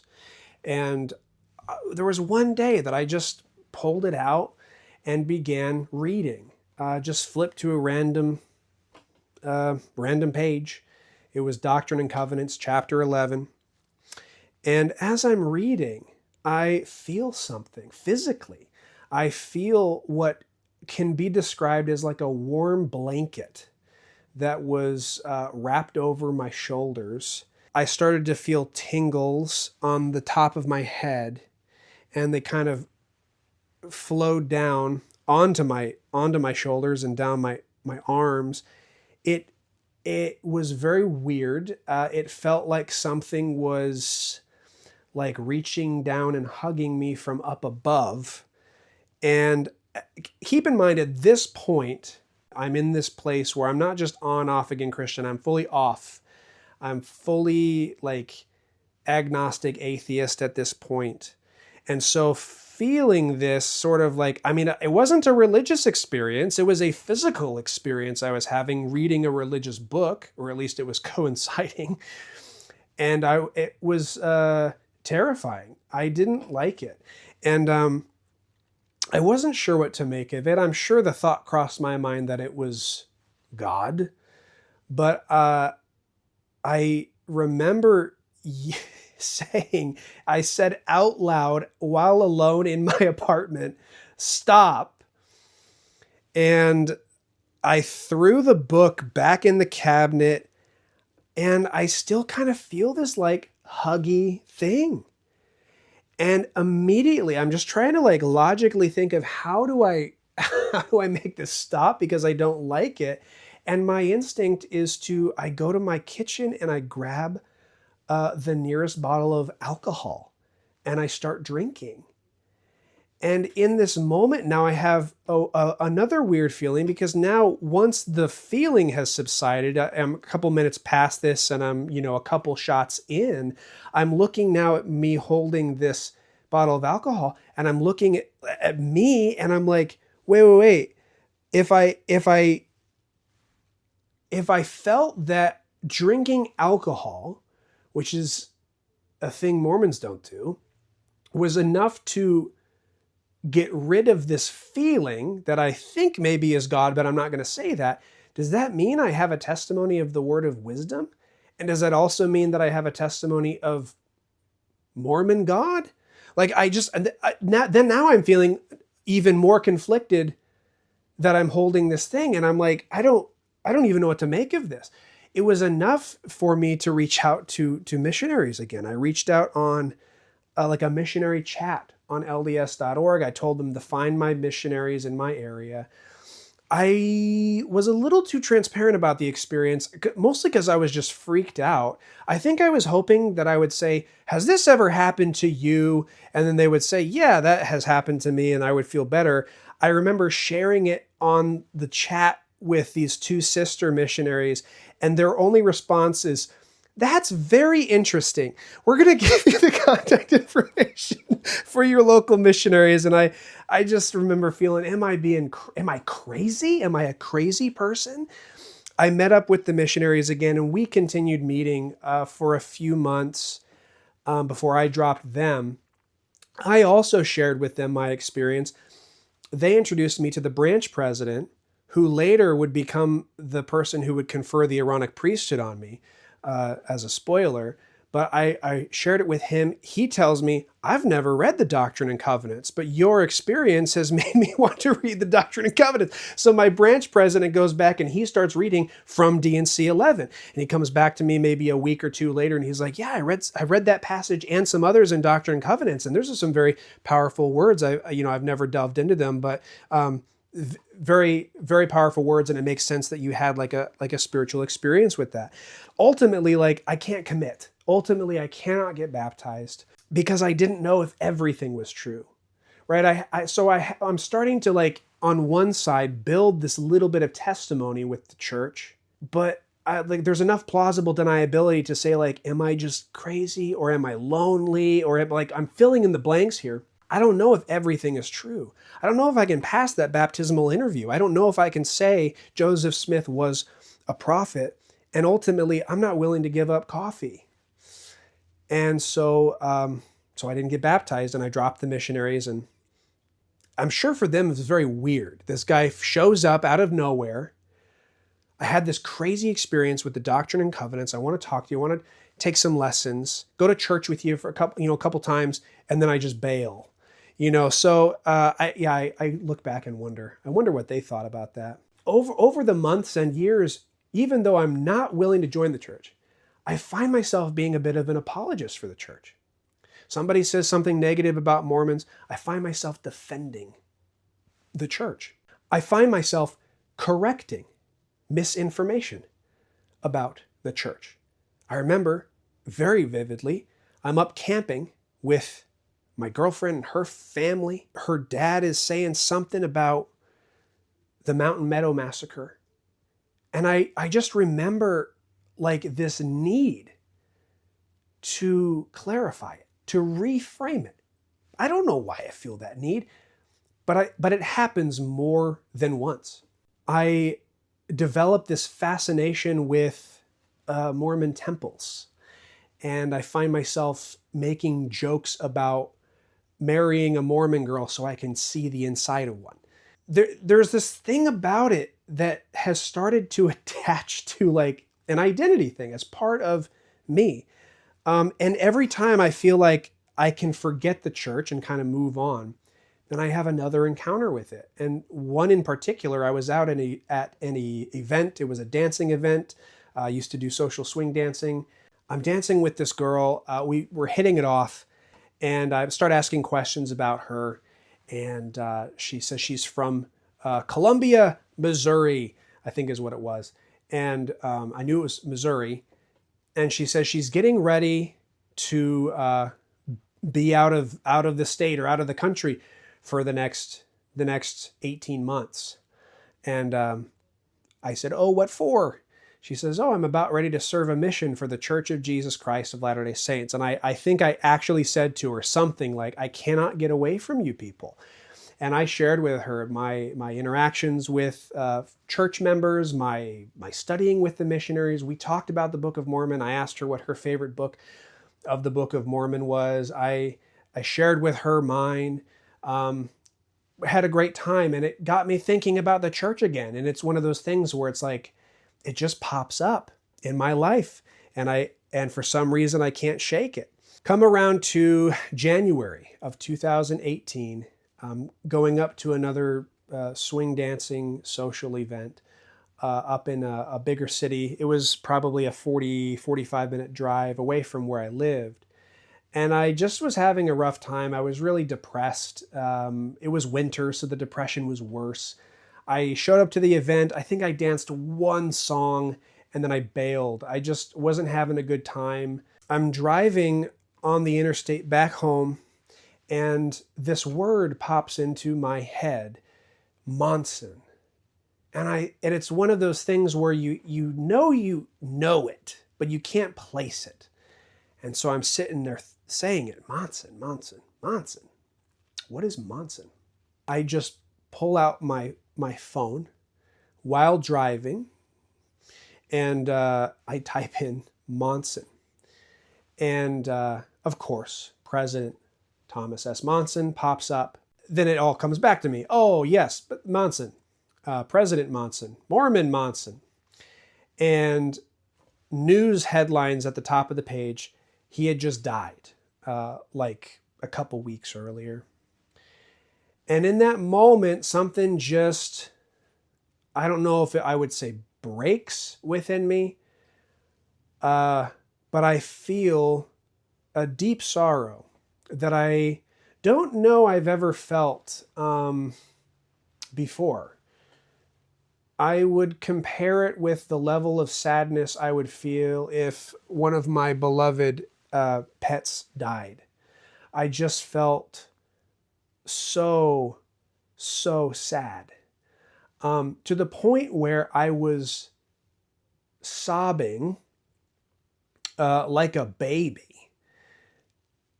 Grown man sobbing in my car, crying to the point where I think I'm going to have to pull over because I can't see the road with the tears in my eyes.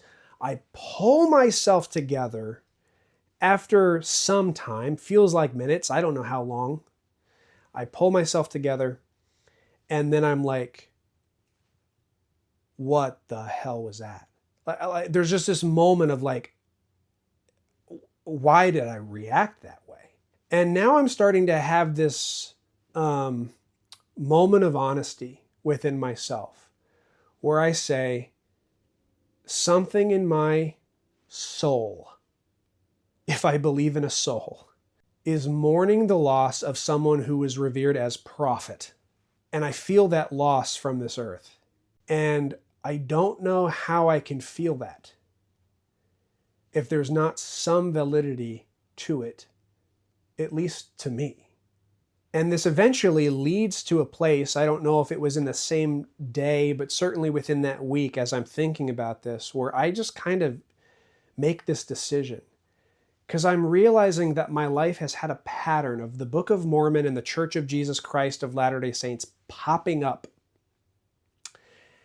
And I've ignored it for the most part. I've pushed it away, I've dismissed it, I've rationalized it, I have said not interested, but it keeps popping up. And in a way, it's like pursuing me.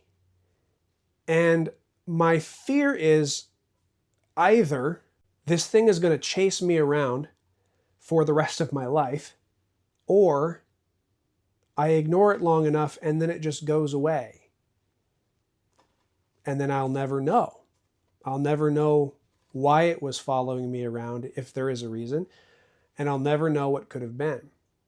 And so I come to that conclusion, and I decide I have to make a choice, like soon, whether or not I'm going to get baptized. And that's going to be a permanent decision, one way or the other. I went on to Amazon. I purchased a used Book of Mormon online because my old one had been used as a place to stash my weed for some time, and it just wasn't in very good condition. Not proud of that, but I ordered a new Book of Mormon, decided I was going to start reading the scriptures again. And I did. I began reading in secret, which was, that felt weird that I was like hiding it as an adult. Didn't need to, but I felt self-conscious about it. I did run it past a few people. I asked one of my good friends at the time to read a passage of it with me. He lived in a different state, but we were on the phone together, and he pulled it up online or something. I think he had studied with missionaries before, and he had a copy. Either way, we were reading a passage together, and we both felt very like a power to it, like a strange kind of peace and power. We both said it, that there was something about these words that is special. I asked him about it maybe a couple days later, and he backtracked it. He said that maybe he was drinking or he was high or something like that. But I didn't forget the authenticity from my end and how it made me feel.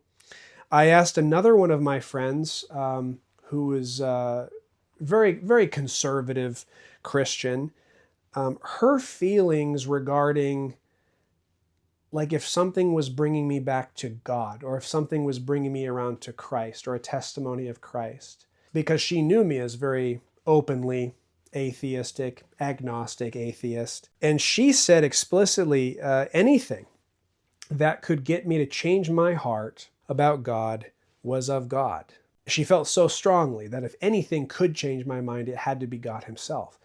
And I said, well, it's the Book of Mormon. And then the tune kind of changed, and she was like, oh, I don't know if that is from God. But I felt those were two confirming witnesses. Even though they both kind of backtracked it, I distinctly remember what they said and how it made me feel. That year I went on a cross-country bus trip. I was on the bus for something like, I don't even know how many hours, like 70, 80 hours in total. It was kind of a trip to find myself in a way. I was also looking for a place to live. I was living in a place that was very cold at the time. I wanted to move somewhere warmer. On that trip, I was just a mess. I drank a lot. I used a lot of weed. I woke up on someone's bathroom floor one morning. On another night, like in the middle of the night, I kind of came to on the steps of a state capitol building. And I felt like I really didn't like the person that I was becoming. And it was sometime on that trip, and I was journaling a lot on that trip. I decided I'm going to get baptized. Like, this is going to happen. I remember distinctly, I don't exactly remember when, but I remember there was this night that I had been drinking a lot, and I remember feeling very unhappy. And I pulled out my copy of the Book of Mormon. I went down this hallway, and I was sitting in this dark little room, just sitting there with this. I think it was my trio. You call it a trio? I'm not sure. I don't know. I can't figure out how to call it. When you called it triad, that just felt really a triad, long. not a triad. All right. So I feel like trios. Well, I've got my scriptures. I've got my scriptures out on this table. I'm sitting in the dark. I am so drunk, and I just remember I folded my arms, and I prayed. I prayed for the Spirit to be with me. I prayed for forgiveness for like everything, just for the struggles that I was going through, and for my wishy-washiness, and like for being so weak. And as I prayed, in that moment, I sobered up. Like not a drop of alcohol had been in my body. I was drunk, like full bottle of wine drunk. And as I prayed, it's like it went away. I had complete clarity of thought and mind. And I opened up to, I think, just a Nephi, first Nephi, and I began reading. And I just felt so free and so at peace. I had never experienced such a quick sober up like that ever. And I don't know that I've ever shared that with anybody. I eventually, that summer, I get in touch with missionaries. I work up the courage to do it. Third time's a charm. I get in touch with my local missionaries. We sit down for our first meeting. In their mind, this is lesson number 1. And I said, gentlemen, elders, I think I call them elders, I would like to get baptized. And they said, great. It was the best investigator ever. I started taking the missionary lessons, and I'm just able to check all the boxes, right? I feel like I've developed this testimony of President Monson, who is passed from this earth now. But if I have a testimony of President Monson as a prophet, then that means President Nelson is a prophet. And that means that that whole line of men are true prophets. That means Joseph Smith was a prophet. If Joseph Smith was a prophet, that means that the Book of Mormon is from God. And if the Book of Mormon is true at any level, then the Church of Jesus Christ of Latter-day Saints is the Lord's church on earth today. For me, it was just this very logical conclusion from that very powerful, subjective, but powerful experience. And so we went through those lessons, just breezed through them. They went through the missionary or the baptism questions with me. Check, check, check, check. Went through another interview with the mission president. I think maybe even my stake president at one point. I found a way to get in touch with Elder M from 5 years prior. It is not hard to find people in the church. It's a little scary. I think after 2 or 3 phone calls, I had his cell phone number. I knew he had lived in Montana at one point, so I started with a meeting house up there and worked my way around. He had moved to Idaho, was living with his wife and their child in Idaho. He was working as a state trooper at the time, and called him on his cell phone. In the middle of the day, he answers the phone. This is Officer M. And I said, hey, I think I called him Elder. Elder M. I don't know if you remember me, but this is John. And I just wanted to call you and tell you that I've made the decision to be baptized. And he said, almost no hesitation, I always knew that you would call. And I didn't even know what to say to that. He didn't sound surprised to hear from me. It just sounded like I was a buddy catching up. And he said, hey, I'm actually in the middle of arresting someone right now. Can I give you a call back? Sure. So he called me that night and we caught up. We chatted. And I said, Elder M, I I know that you offered at one point to fly back out and baptize me, but you've got a wife and kid now. You made that offer when you were like 19. And I said, I'd like to offer to do the opposite. I wonder if I can fly out to you, and could you baptize me in Idaho? He said, when are we doing this? And so we set a date in September, uh, did all the prep work and the paperwork, and I had to do like 2 additional interviews just because it was like out of my stake. It was a really complicated thing. I didn't have a lot of money at the time. I remember I needed to like make some extra money. I had a electronic like 88 key Yamaha keyboard, probably worth $800. But I just wanted to sell it for something. And I put it on Craigslist. The guy, I listed it for so little. The guy showed up and was almost offended for me of how low I listed it for. And he said, can I give you more for it? I said, yeah, give me whatever you feel comfortable giving me. And he gave me $240, which was exactly the price of my plane ticket round trip. It just felt like things were falling into place with this decision that I had made. I remember my baptism day, showing up, I mean, they'd passed around the word with their ward mission team, I'm sure, 20, 30 people that I don't know show up to support me. Felt so cool. I felt such a peace that day. I remember writing about it. I felt more like Jesus than I ever had felt, which was an interesting feeling. I didn't expect to feel that way. But just reflecting on Jesus approaching John the Baptist, asking him to baptize him. And John the Baptist clearly is, there is no need for that kind of a thing. But Jesus setting forth this example and establishing like a proper priesthood authority, certainly the way that LDS looks at it, I saw myself as like I traveled to this other state, to find my John the Baptist, more or less. And it's not as profound to me now, but at the time it just felt so significant. I felt more like Jesus than I ever had felt before. I felt clean. I felt happy.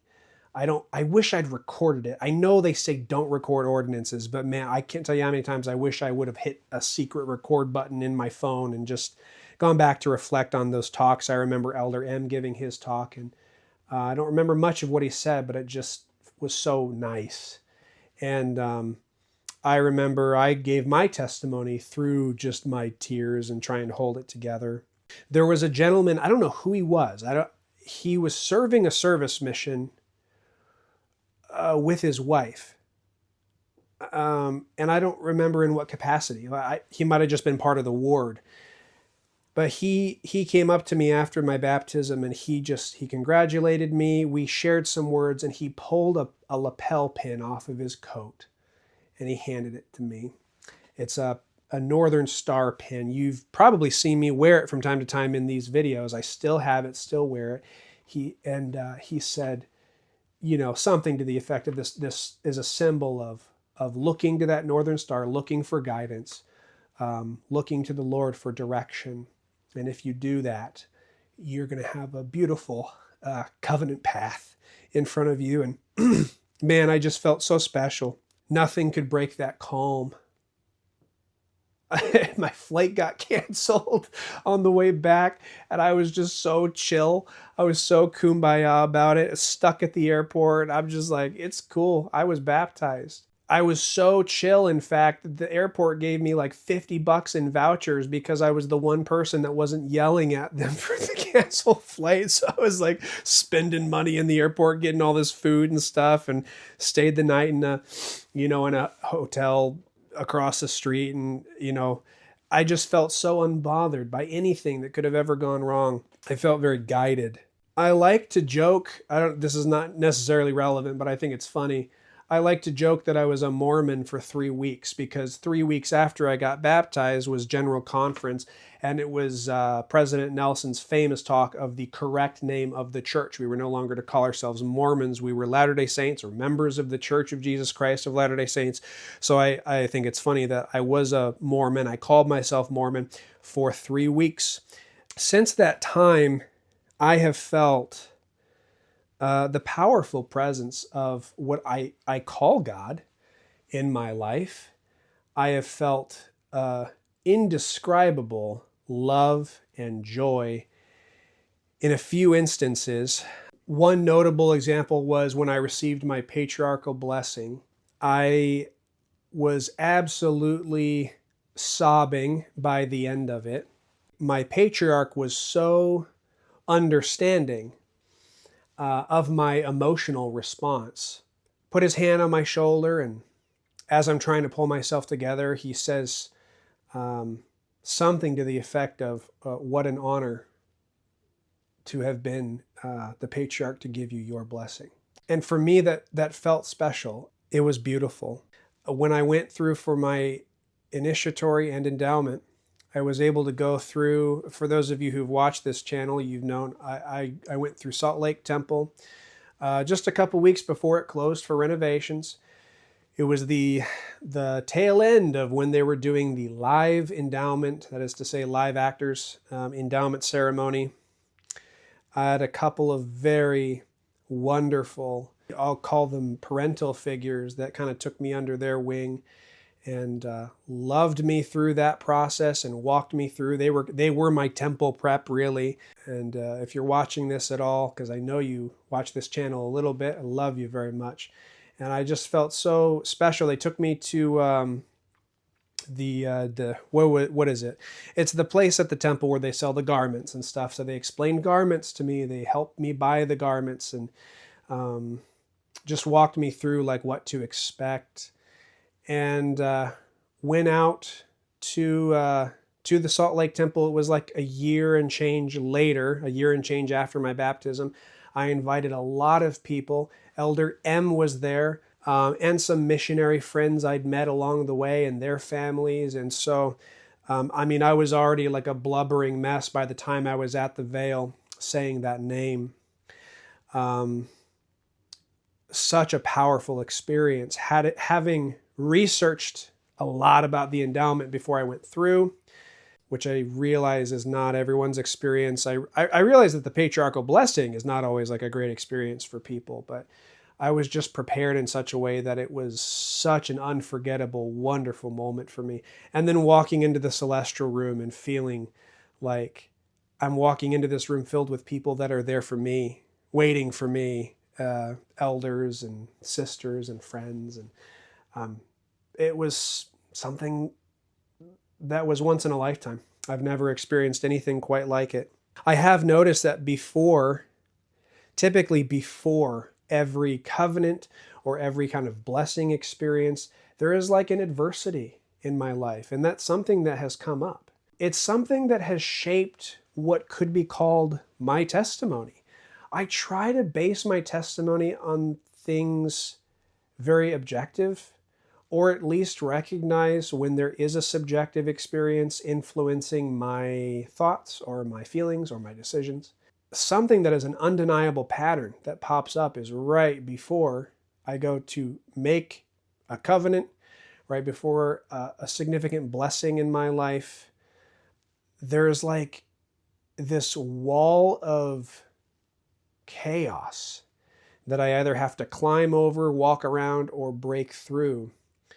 And that has been a constant piece of advice that I've given to those who are about ready to go in for baptism, or really anything pertaining to the church, is, look, the church teaches that there is an adversary. The church teaches that there will be adversity to obedience to God. Following my baptism in the church, I was inactive on and off for about 2 years. And this was due to a number of things, but namely some pretty severe mental health issues that I just had left unaddressed. I was in therapy at the time. I really needed to sort through a lot of childhood trauma and even religious trauma. I had a falling out with my therapist at one point. My therapist was and is fantastic. I ended up going back to her for a little while. She was not a religious therapist, or I should say, the therapy itself wasn't religious. I think she was Christian, but we had like a falling out where I think there was maybe cause for some concern that I would hurt myself, and I've struggled with self-harm and suicidal ideation for most of my life. The day that we had a falling out was coincidentally, it was a day that I had a temple appointment. Um, I went straight from her office to my nearest temple. It was one of the last times that I would go to the temple for quite some time. After my endowment ceremony and I got to the celestial room, I was reading some scriptures and I just felt like I needed to pray. I needed to feel the Spirit more than I was. And I remember going to a corner of the celestial room, kind of just near a wall, and I knelt down and I just cried and I just prayed. And I've become aware recently that I guess you're not supposed to do that. You're not supposed to kneel in the celestial room. Like there are temple workers that will actually say, "Get up." You're not supposed to. I don't. Apparently. I've never seen anyone kneel, just sit. But Well, I was lucky enough that nobody called me out on it. They let me do it. I definitely felt seen. I think there were a couple of people that did look at me. But what was interesting is when I reconnected with my therapist, and had reestablished a little bit of services with her, and I kept meeting with her for some time. I'd always respected her opinion as being very objective. And she said, John, I want to share this with you, and I feel very hesitant to share this with you. She said that day that we had our fight and you walked out, and I was very worried about you. She said the Savior appeared to me and told me to let you go and that you were going to be fine. And she said, no, I think it had been months since we talked. She said, all these months, I never worried about you because I literally felt that Jesus told me you were going to be fine. And that was a very strange thing for me to hear. Like I said, I'd always respected her objectivity, and something like that would normally turn me off from a therapist. And so to hear that, to know that in her mind, the Savior appeared to her, not very clear if it was in vision or in her living room or whatever it was, but appeared to her and said, he's going to be fine. As I'm on my way to the temple to plead with him. Very interesting. I've never shared that with anyone either. Throughout my inactivity, I never denied my powerful experiences. In fact, I held them very dearly. My experiences with the Book of Mormon, my experiences at baptism, my experiences and feelings during my patriarchal blessing and my initiatory and my endowment. These were things that I held with a level of reverence and sacredness that really, nobody could take it away from me. And despite how far I felt maybe I was getting away from God at certain times, those things always sat with me and resonated with me very deeply. There was definitely a time that I didn't know if I was going to come back to church, just due to the state of my mental health and some struggles that I was having. There was a time when I was in touch with a return missionary that I had befriended and shared with her, just kind of trauma dumped all my stuff and really wasn't sure like what direction to go. I had packed up all of my scriptures and notes and garments, even just everything in a big bag, and I duct taped it around and I had it sitting in the trunk of my car. And I remember just thinking, I'm just going to go throw it away. And talking with her about it, she's like, don't throw it away. Like, send it to me. Like, if you need it out of your life, send it to me. And so I did. I sent it to her in the mail. And she held on to this duct tape package of my scriptures and garments and everything church related for close to a year. I had blocked everyone on my phone, not blocked everybody from church. I had really distanced myself.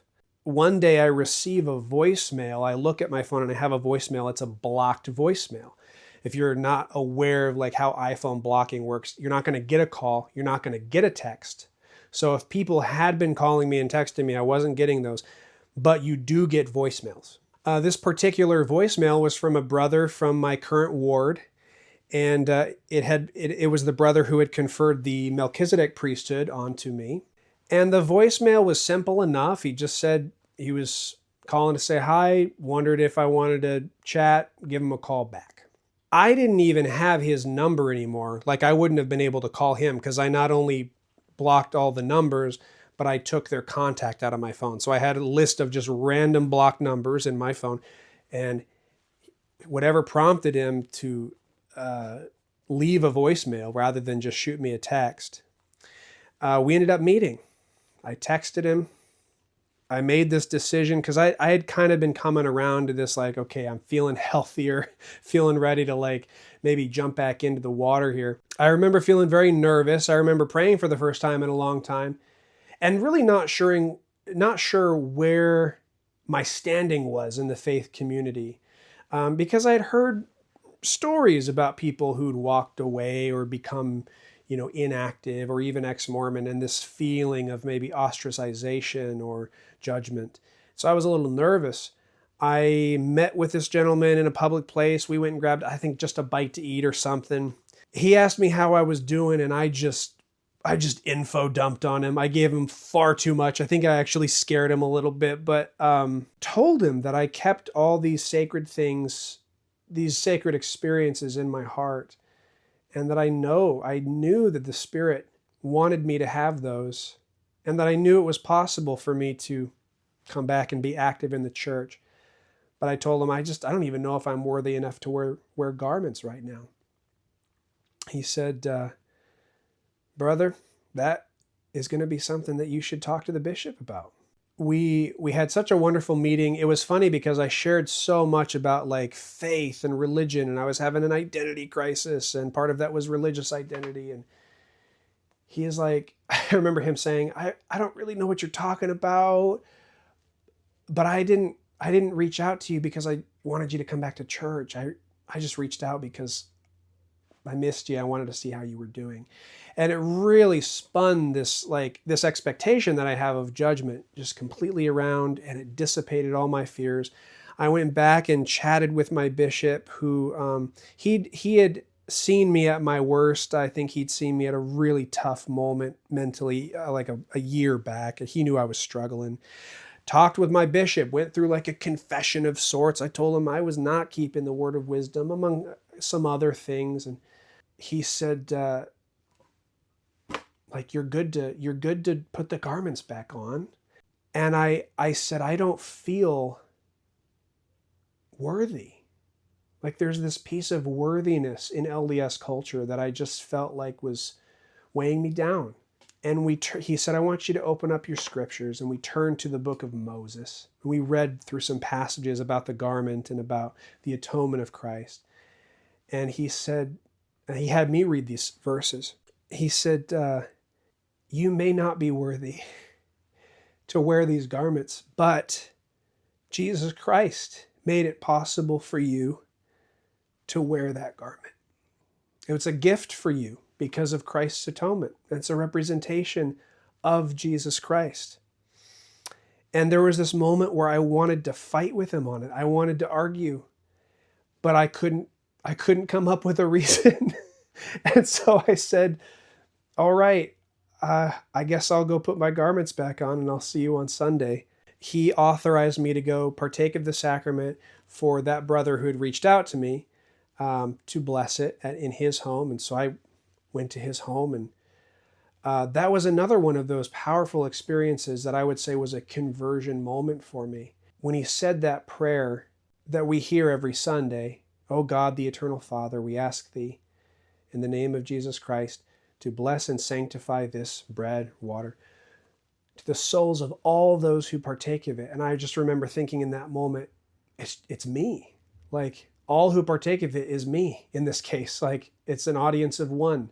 That prayer in this moment is for me, and blessing the sacrament for me to partake of it. And that is a feeling that has stuck with me nearly every time I partake of the sacrament in the big group now. I hear that prayer and I think, even if I was the only person in this room, it's for me. I got up and I walked out of his house, and I remember just feeling this weight that had lifted off of me. It was like a burden had been shed. And as I was walking into my car, I literally said out loud, "Wow." And I get into my car and I'm having this thought of, this is what I used to feel like. This is what I used to feel like all the time when I joined the church, when I was baptized, when I received my patriarchal blessing, when I went through the veil. This is the lightness that comes with the Church of Jesus Christ of Latter-day Saints. And it's something that I'd forgotten. And I remember thinking, how could I have forgotten how light I feel? So I do feel in that moment, I also got to partake of like a real dose of a renewal of baptismal covenants, because we talk about that sacrament is a renewal of your baptism day. And I really felt in that moment just like a dose of my baptism day. It was also at this point that I decided, I just made this conscious decision, I wasn't going to be like a closeted Latter-day Saint anymore. There were a number of people in my life, probably the majority of people in my life, who knew that I was a member of the church. But there were some people in my life that I didn't tell because I was worried about what they might think of my membership in a church that they might have some kind of idea about. So I just decided to tell my close friends. It did unfortunately divide us. It divided us differently depending on the friend. And I think we were able to maintain a friendship, but I do think it was like a corrosive element to our friendship, unfortunately. I had never felt any kind of religious persecution in my life. Like, I always grew up hearing that people were going to persecute me for being a Christian. I never felt that until I started being really open about my membership in the church. And it's not something that I wore on my sleeve in an annoying way. I wasn't walking around trying to proselytize to people, convert people. I wasn't even really inviting people to church or anything like that, but people around me knew about my membership, and I was also making it very clear to my close inner circle. I received a belligerent drunk phone call from a friend who was kind of mocking me. You know, I was told by a friend that I had joined a false religion, or another friend that I had gone off the deep end. Even though I felt like I was being pretty normal. I think that I'm like the most normal religious person I've ever been, but I think it was the connotation of Mormon that really just set people off the edge. I had a small friend group that literally was convinced I was doing a bit, um, because they knew my reputation as kind of being almost anti-religion for a little while. Certainly very openly skeptical, openly agnostic. And so when the news of this kind of spread around, there were a couple of friends who thought like I was doing a funny bit, like I was going to do a reveal, haha, just kidding, I'm not really Mormon. I had people tell me they lost respect for my intelligence. People who told me, out of all the churches, why'd I have to pick this one? At one point, by one particular friend of mine, told me I was a bad person for joining a church with a hateful history.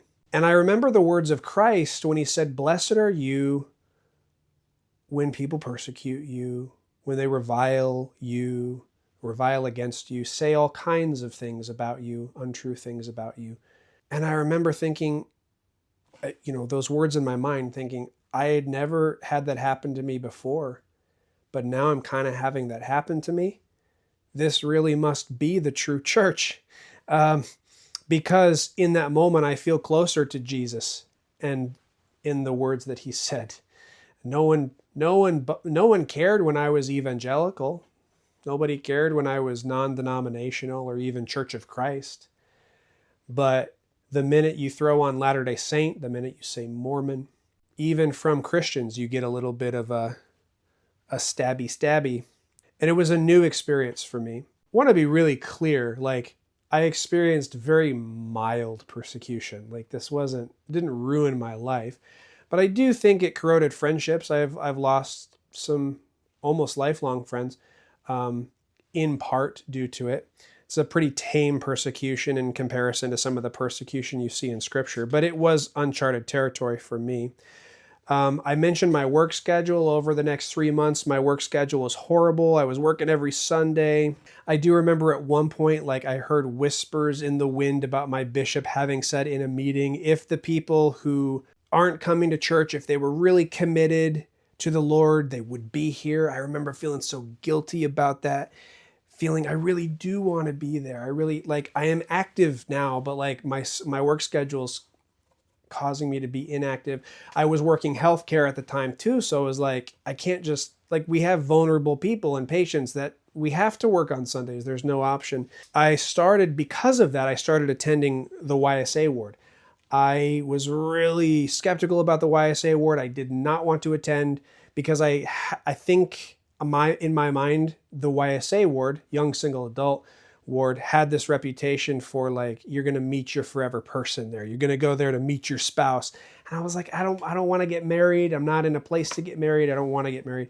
And so why would I go to the YSA ward? But there was the only time that I could attend church. The YSA met at like 3 p.m. on Sunday. I couldn't go early, but I could, like, show up early to work up until like right before 3 and duck out and go to the YSA ward. Or sometimes I'd go to the YSA ward and come back to work and kind of make up my time for a couple of hours. And it was at this YSA ward that I met my wife. And I remember thinking, in hindsight, like, all that time I was complaining and praying for the Lord to, like, make it possible for me to go to work or go to church on Sunday morning. I was feeling like really down and weighed down about myself. And all the while, it was really, if things are meant to be, this one really was meant to be. I felt such a confirmation from the Spirit that that she was the right one for me, and went through a lot of really powerful spiritual experiences there where I don't know that either of us were really looking to get married at the time. And within 6 months, married in the Philadelphia temple. Over the next 2 years, we worked and we served in callings. At this time, I began working on my verse-by-verse Old Testament commentary in written form. And I also was introduced to being the teacher in a couple of callings. So I was called as an early morning seminary teacher in my stake. And then after that was a gospel doctrine adult Sunday school teacher. Both of those experiences were transformative. I talk about them a little bit in my book, Famine in Zion. Both of those experiences solidified my understanding of my own gift of my spiritual gift of teaching. In fact, I had a gentleman who was my bishop for quite a while, and after hearing me teach for a few lessons in a row, I suppose, literally approached me and told me, John, you have the spiritual gift of teaching. And I never felt that I did. I have never felt like I'm very well learned. I'm well read, but I'm not necessarily good at expressing concepts. I don't feel like I'm good at speaking. I get very nervous about public speaking. I even get nervous in front of the camera. Believe it or not, I have to, like, work myself up for 5 to 10 minutes before I even record a video, any one of these videos that you see on this platform. But I felt a peace to these callings, and especially as I would get into my lesson, maybe 5 minutes in, and that adrenaline would kind of wear off. I felt like I tapped into something that I hadn't experienced before, where I was able to bring the scriptures to light in a way that I feel was well received, generally well received by those that I was teaching. In 2024, we received a revelation from the Lord to move to Missouri. This was kind of a multi-part revelatory thing and involved some life circumstances at the time. We went to the temple to pray about it, and one clear element that stood out to me in this revelatory thing was that when we moved to Missouri, that I would be teaching the scriptures.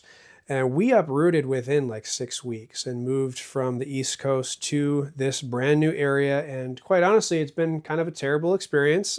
You were nodding your head. My wife is nodding her head. Yes. On one hand, I have seen the hand of God in many, many ways.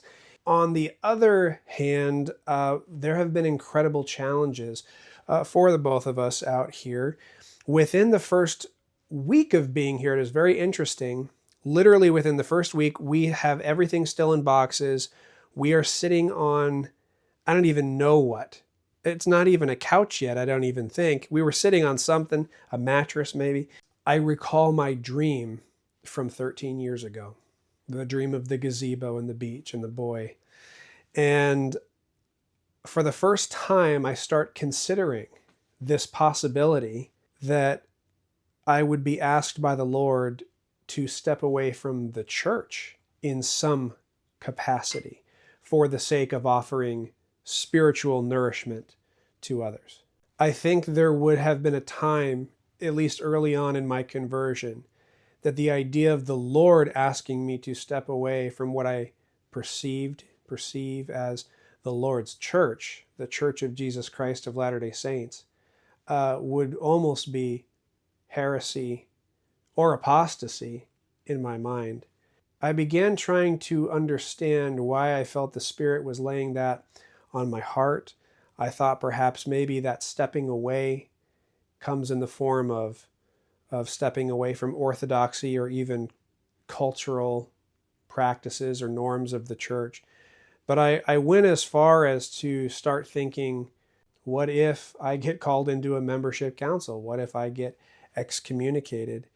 And as disturbing of a thought as that was for me, and also an unreasonable thought, I couldn't think of a reason for why that might happen, I felt the Spirit confirm that to me, and I shared that with you very openly.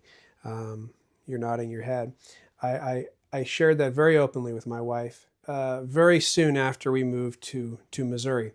Within 3 months of having that impression and having shared that with my wife, we experienced a very trying, and I would say horrible, encounter with a member of leadership that left us reeling and essentially unable to sustain this member of church leadership. This was, I'd say, if there were any cracks forming in a shelf, this would be another one of them. I know it really was for you. Yeah. This idea of not knowing how to process a member of leadership who is not worthy, or having a question about worthiness. You know, in LDS culture, they talk about your leaders having keys of authority over you, over your life, over your spirituality, things like that. And to have something of integrity come up like this was so incredibly hard for us. We sat on this for months. We prayed about it. It got to the point where we were basically going to church, sitting in the foyer, taking sacrament in the foyer, and then leaving. And it was not sustainable. It did not feel sustaining for us. We eventually brought this up and our concerns with another member of church leadership and had our records moved over to a new ward, which again was a very new territory for the both of us. Unfortunately, we basically had kind of because I think the rumor mill kind of moved around, and we had a reputation for being problem causers. And so when we went into this new ward, it was just very cold. We felt social ostracization like I've never felt in a church before. We had to beg for callings. I've never heard of that in my life. Normally, people are trying to avoid callings. We begged for months to be part of the ward, to be active in the ward, to have a role. We weren't assigned ministers, either of us, for over a year. it really felt like they just didn't want us there, and we felt very othered. After about 4 months into this new ward, I mean, and we had seen some things on the stake level too, but we really became disturbed and concerned by some of the things that we were seeing. We saw scriptural illiteracy just on a new level. We saw the gospel and gospel conversations being replaced with like feel good group discussions. We witnessed actual heresy on a couple of occasions. We saw leaders kind of abusing their positions for like political commentary, anti-LGBTQ rhetoric on multiple occasions, and generally just railing on other churches and other denominations and other faith traditions. There were times where we looked at each other after church and just said, this feels like a completely different church. Like we don't even know where we're standing. You know, I kind of thought I would never bring any of my loved ones here. It was hard to know how to talk about it. It was hard to know who to talk to about it because there's this feeling of like, you don't want to make the church look bad, right? And so we don't talk to any of our friends or acquaintances about it because we don't want to make it seem like we're complaining about the church or that the church is doing something wrong. And so we just keep our heads down and keep hoping for the best. During this period, there was a week of time, literally a 7-8 day period, where I sat down and I basically wrote Famine in Zion in one sitting. I did my whole first draft in that first week, spent the next 2-3 weeks polishing it, and it was ready for publication. It was very heavy on my heart because the content of Famine in Zion deals with the concept of the decline of scriptural literacy within the Church of Jesus Christ of Latter-day Saints, and a desperate plea from within to return to the words of Christ, that the true Church of Jesus Christ on earth should prioritize his words, and that means all of Scripture. It felt very uncomfortable for me as a lay person to even be suggesting something like that. It felt weird to be the one bringing it up, very surreal. And I did start to ask, you know, is this the thing that's going to get me kicked out of the church? Is this the thing that's going to get me excommunicated? I've heard rumors of academics and, you know, people who remotely kind of criticize like church authority and church structure and stuff as being removed very quickly. I was very nervous throughout that process. In the spirit of full transparency and to avoid this idea that I was writing apostate things behind anyone's back, once I published it, I gave copies to my local leadership, gave a copy to my stake president, my bishop, my elders quorum president, and just said, hey, I've been working on this thing. It's, you know, heavy on my heart. And if you have any questions or feedback, feel free to let me know. To this day, I have not heard anything. I've heard zero from any of them. Over the summer, I began this channel, putting out videos, verse by verse commentary. This was also the time when my wife and I began having more serious gospel discussions, which we'd always talked about, but having a platform like this to do verse by verse scripture study was a way for us to engage more seriously on that. Throughout that process, I began realizing that my wife's experience in growing up in the church, as well as the experience of many others, were not very healthy and were not very transparent. As a convert who studied the church for like 5 years before I ever stepped into the waters of baptism, I knew a lot about church history, especially Joseph Smith history, and I kind of assumed that a lot of members at least had a template for that, that they had a general understanding of a lot of things that I began realizing they don't. There have been a few moments over the last 7 months that were as shocking to me as they were to my wife. As we began having discussions about these things, they were shocking to her because she was discovering things that she did not know as a lifelong member of the church. They were shocking to me because I was realizing that my wife and people like my wife have been raised in the church and kept in the dark, even actually lied to on many occasions. Just interjecting and saying my little piece on Sure. that is, I had always wanted to know more. I'd read every book of our scripture, Old and New Testaments. Doctrine and Covenants, Book of Mormon more times than I could recall. I'd done the reading, I'd done the study, I'd even, sought out all the old manuals, like the old seminary manuals, and I'd sought those things out growing up, and I even went to the church university, Brigham Young University, and I took formal education. I even took extra religious studies, like for mission prep and things, and then on my mission, in my free time personal study, I really just absorbed and read through almost everything that I could find on church sources, through like their gospel library app and things that were available to me. And so I felt like I knew everything really there was to know. And growing up in the church, they always said, if you have a question, don't Google it, because you're going to find all kinds of, fake things that have been twisted, anti-Mormon literature, even things that are, purposefully there to mislead you. And it really has this strong, like, persecution mindset in the church of, we are the sacred, true church, and the devil is trying so hard to ruin our reputation and twist the truth and paint us in a bad light and lead people astray and all this stuff.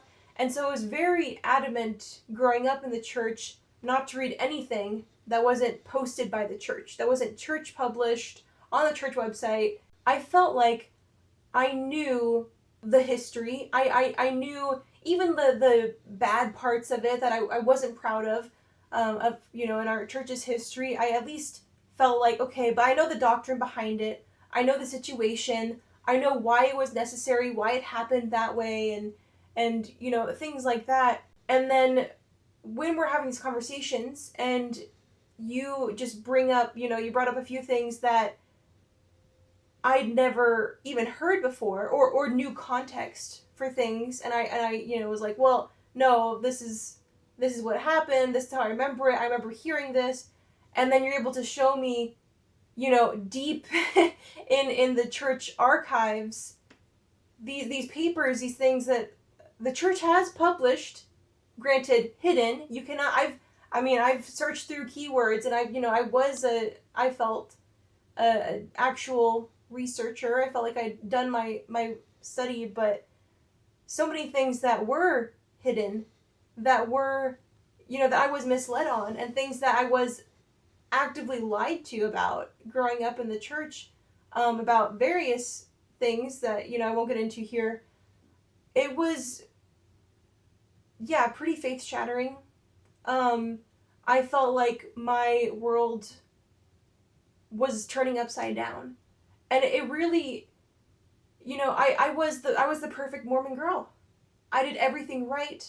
I was always at church. I was extremely active. Even when I wasn't feeling well, I'd still go. Like, I was so devoted. I gave my whole life to this organization, served all throughout my entire life, gave so much. And then to realize that the organization itself wasn't what I thought it was. I mean, you can't help but question everything. Question your whole life. And everything you've dedicated yourself to, everything you've built your life on. And you can't help but feel like it was purposefully done. Purposefully, things, and especially the history, things are said just enough with very precise wording to make it just the bare bones enough that you can get through it. And then you find out all the meat has been stripped away, all the things that completely change what this organism really is. We're talking about dinosaurs. We're finding out, oh, this thing actually had feathers on it. But all we had was the bones to look at. We have no idea what it really looked like, what it really sounded like, what it really was. Yeah, it was a pretty paradigm shift of everything that I'd ever understood. And then just finding out that even someone who genuinely seeks truth can't always find it, especially if you're being perfectly obedient and not willing to look at other sources. Like it's pretty shocking. It does. So it was a paradigm shift for me as well, to realize that you had grown up like that. The things you describe are what we call whitewashing. It's what we call propaganda. I never had any fear of Googling, right? I never had any fear. Like I wasn't aware of like this feeling of anti-Mormon content. I just figured there's truth, there's falsehoods. You have to be a smart adult to figure out which one's which. Yes, there's going to be polemic stuff. You have to know what has a polemic tone. Trust sources that can be corroborated on 2 to 3 plus accounts. The Joseph Smith papers were really helpful in all of my research for like church history stuff. I remember bringing some church history stuff up to you almost as like an aside, and you were like, whoa, whoa, whoa. Yeah, wait, let's talk about And then this. it's like, wait, you didn't know. And then you're making me question, am I telling you this right? Because you were so convinced because you'd been fed propaganda and whitewash history. We got to this place where we were talking about our differences in terms of our different experiences in this church. I think what we landed on is I said, I didn't join a cult, but you were raised in one. Yeah. And that's a hard thing to wrestle with when you were gatekept, or I should say that information was gatekept from you so intentionally. I mean, when you literally have people saying, don't Google, just go to the church website for your answers, that should be a red flag, I think. And portraying anybody, even family, who leaves the church, you can no longer trust a word they say, because they've left the church. They're therefore trying to lead you away from the church, and really, creating this culture of the only people you can trust are those within the inner circle. It really, yeah, it is a cult-like mindset where it's us versus them, but really, and that kind of adds to the persecution mindset of, if anyone says anything, it doesn't matter if they've been a bishop, a stake president, it doesn't matter how high they've been, if they tell you something that goes against what we're telling you, then you know that you can't trust it. They're leading you away. The devil is using them, like all these things that are crazy now that I'm saying it now, but that's how it always was. And you really, it's hard to even grasp that. Even when my own family, siblings and things would leave, it was hard to understand that until your shelf breaks, until you have these moments where you realize, that leader, I've always had good leaders, I was very blessed in that regard. But Same. then having a leader who you realize this, we say that we pray about these leaders, that God chooses them and sustains them and puts them in that position. And then when that shatters for you, that was the first, realizing, I guess this really could just be friends saying, hey, that person should be in leadership. These really could just be men deciding, this makes the most sense, let's do it, and calling it God. And when you start to realize that, and then you see, oh, this was hidden from me, this was twisted so I, to sound better, this was, it like. So do you feel that because I hadn't made that connection before, and that's really interesting. Do you feel that experience that we had with that member of leadership informed your perspective, opinion of Joseph Smith and early prophets? Yeah. Well, for me, it was a big wake-up call. If faith has a point where, you do have to blink out of it for a second, that for me was definitely the moment where I realized I'd always just acted, just gone forth blindly believing, yeah, well, but they're in leadership because a whole group of people, they all prayed about it, they all felt this was right, because that's what I was always told, that's what I was always taught, that's the way it was in the church. And realizing that cannot be true in this instance, and realizing just how easily this could be done without God's hand in it at all. And so it really prepared me, when other things came out. I think there's a possibility that I could have been like, oh, well, maybe I just don't understand. That's another thing they always say, like, doubt your doubts before you doubt your faith. If something ever feels not good, if something ever makes you question, then just have faith. Trust, you just don't know enough. When you pass through the veil, after you die, you will understand. It's all these things that just put it, and that's why I say put it on the shelf. Don't worry about it. Focus on the good things.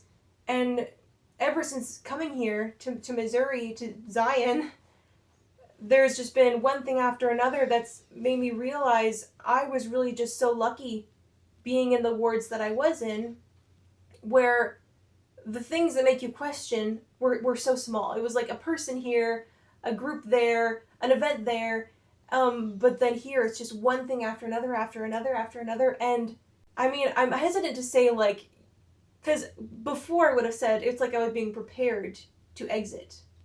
Being in the perfect place with all the perfect things happening to put me in a position where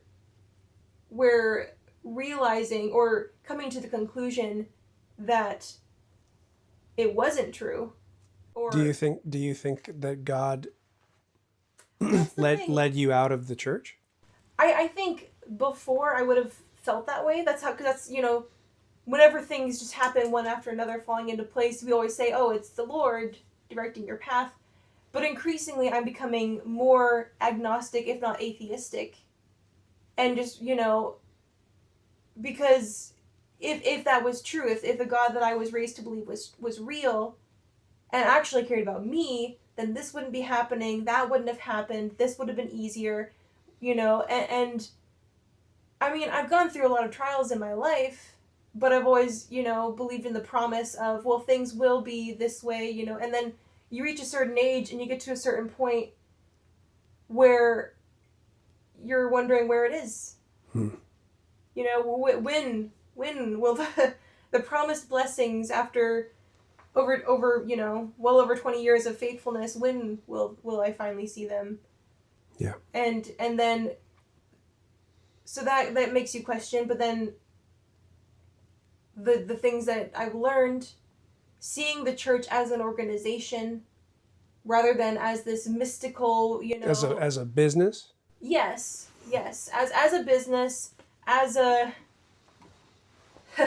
as a cult, it's a very effective business. They're very good at growing their wealth, and then as like a means of controlling people, of getting people to provide free services, free labor, obedience.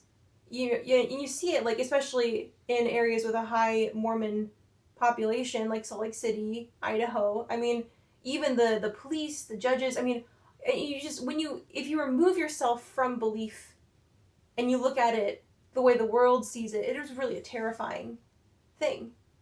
And I would think all this started, I was able to do that with that leader who showed me personally that the people who tell me these stories are not just all liars. That there is a reason to believe the stories I've heard about things going on, about... You mean the ex-Mormon stories? Yes. Yeah. Sure. Because you're always taught, oh, they're just trying to lead you away, they're making it up, or they're not telling you the whole truth. But then having it happen to you firsthand, and I know it's a very, I think, entitled, thing of like, oh, I didn't believe it till it happened to me. But that's the mindset you're raised with. That's human, I think, too. That's human. Conditioned to think that way. My understanding of everything is just completely different. I know I'm going on for a long time about it. No, you're good. I mean, this is as much your story as it is mine, because the way that this affected you affected me deeply. And my love for you has not at all diminished. I've never been disappointed in a decision that you've made in this process. I've always been in your corner. I have always said, continue to say, I don't think anyone leaves the church for a bad reason, any more than anyone would join the church for a bad reason. And I have great empathy for you as someone who grew up in a cult, a high demand, high control or religious organization concerned more with obedience and behavior than true conversion to God. I don't feel that I'm in a cult right now, but I think that the Church of Jesus Christ of Latter-day Saints can be a cult for some people. And that's a hard nuance for me to hold, but I do hold it fairly well. And I think that um, I've felt the Spirit um, through your exit. You know the spirit in which I say that. I'm not saying that to confirm my belief or anything, but I'm just saying I felt a great peace in the process of you exiting and feeling that this is right. It's right for you, that you need time to heal. And so as you made your way out of the church in the last 6 months or so, I've had to kind of relocate my own position within it. And I'd say within a few weeks of you telling me that you think you're done, um, I realized that my efforts to simply teach the restored gospel in this format with an academic lens, right? I thought that was really nice, but I just felt in that moment it's not enough. That there's a responsibility to inform where information has been withheld, and there's a responsibility to gently nudge people toward a position of critical thought, critical analysis, without feeling like we're trying to rob someone of their faith. Mm-hmm. That you can have critical thought and critical analysis and still have deep faith. I think about that boy from my dream 13 years ago, and I think there was a time when I would have said that he represents people who haven't found the restored church. And your experience and our discussions have led me to a place where I think that he represents so much more, because there are so many people, including former members of the church, ex-Mormons, PMO members, physically in, mentally out members, and dare I say, active, faithful members of the church who desperately need healing in one form or another. And of a verse-by-verse scriptural analysis showing true history, true transparency, true reflection, and compatibility or incompatibility with an LDS lens, whatever that looks like, if that can provide any nourishment or healing to any of those groups of people, and then add on top of that never Mormons, non-members, man, I think that's a worthy cause. I think it is really valuable, because even despite all my years of seeking more knowledge, more education through my limited allowed resources, and that's something that I was really excited about when we first met, and we were able to, when we first started dating or talking about the scriptures and about deep details and like the history behind things.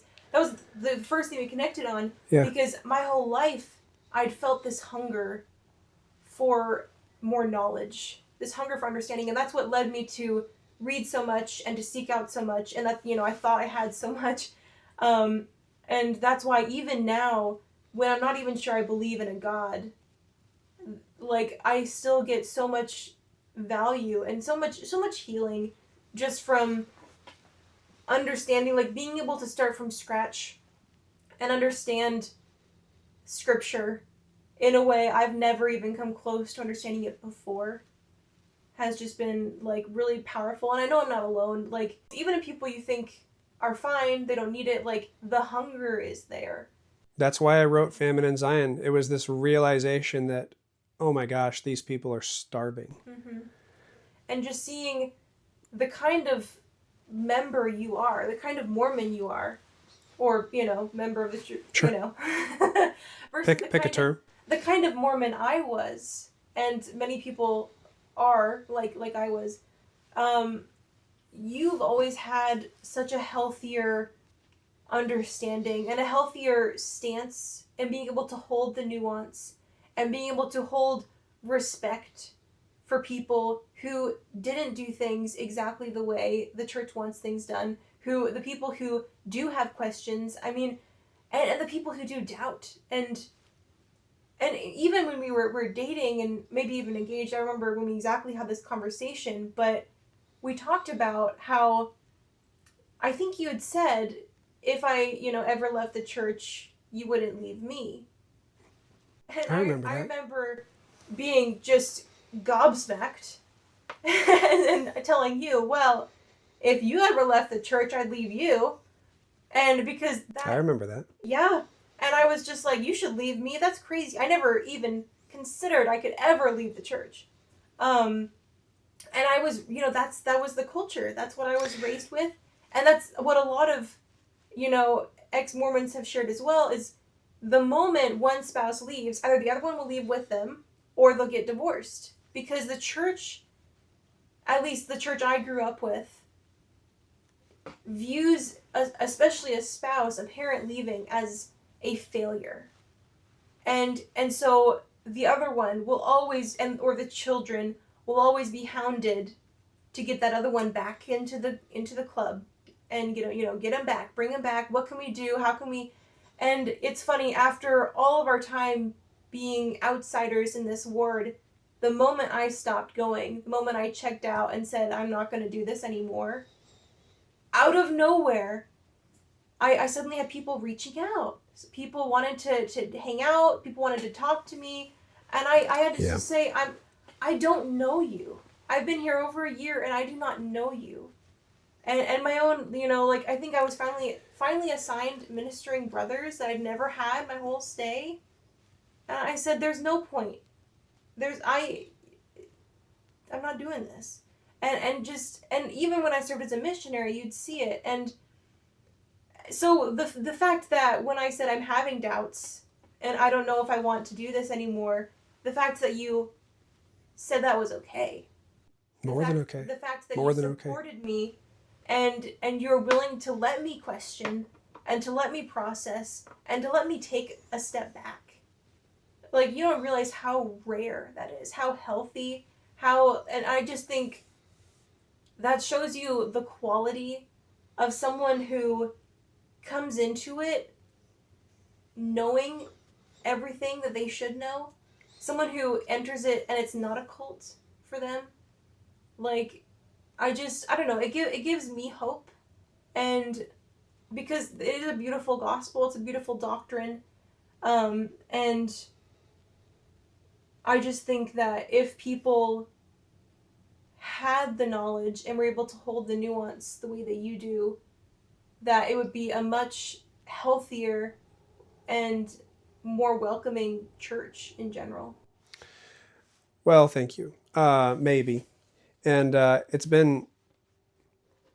it's so funny. I mean, people at church obviously ask about you, but they seem to ask in a way that it's like, they're like, obviously it's paining me, Yeah, right? They go like, how's Anna and how are you? And I'm like, great. Like, I'm genuinely great. Like, she's fine and I'm good. Like, I have no complaints.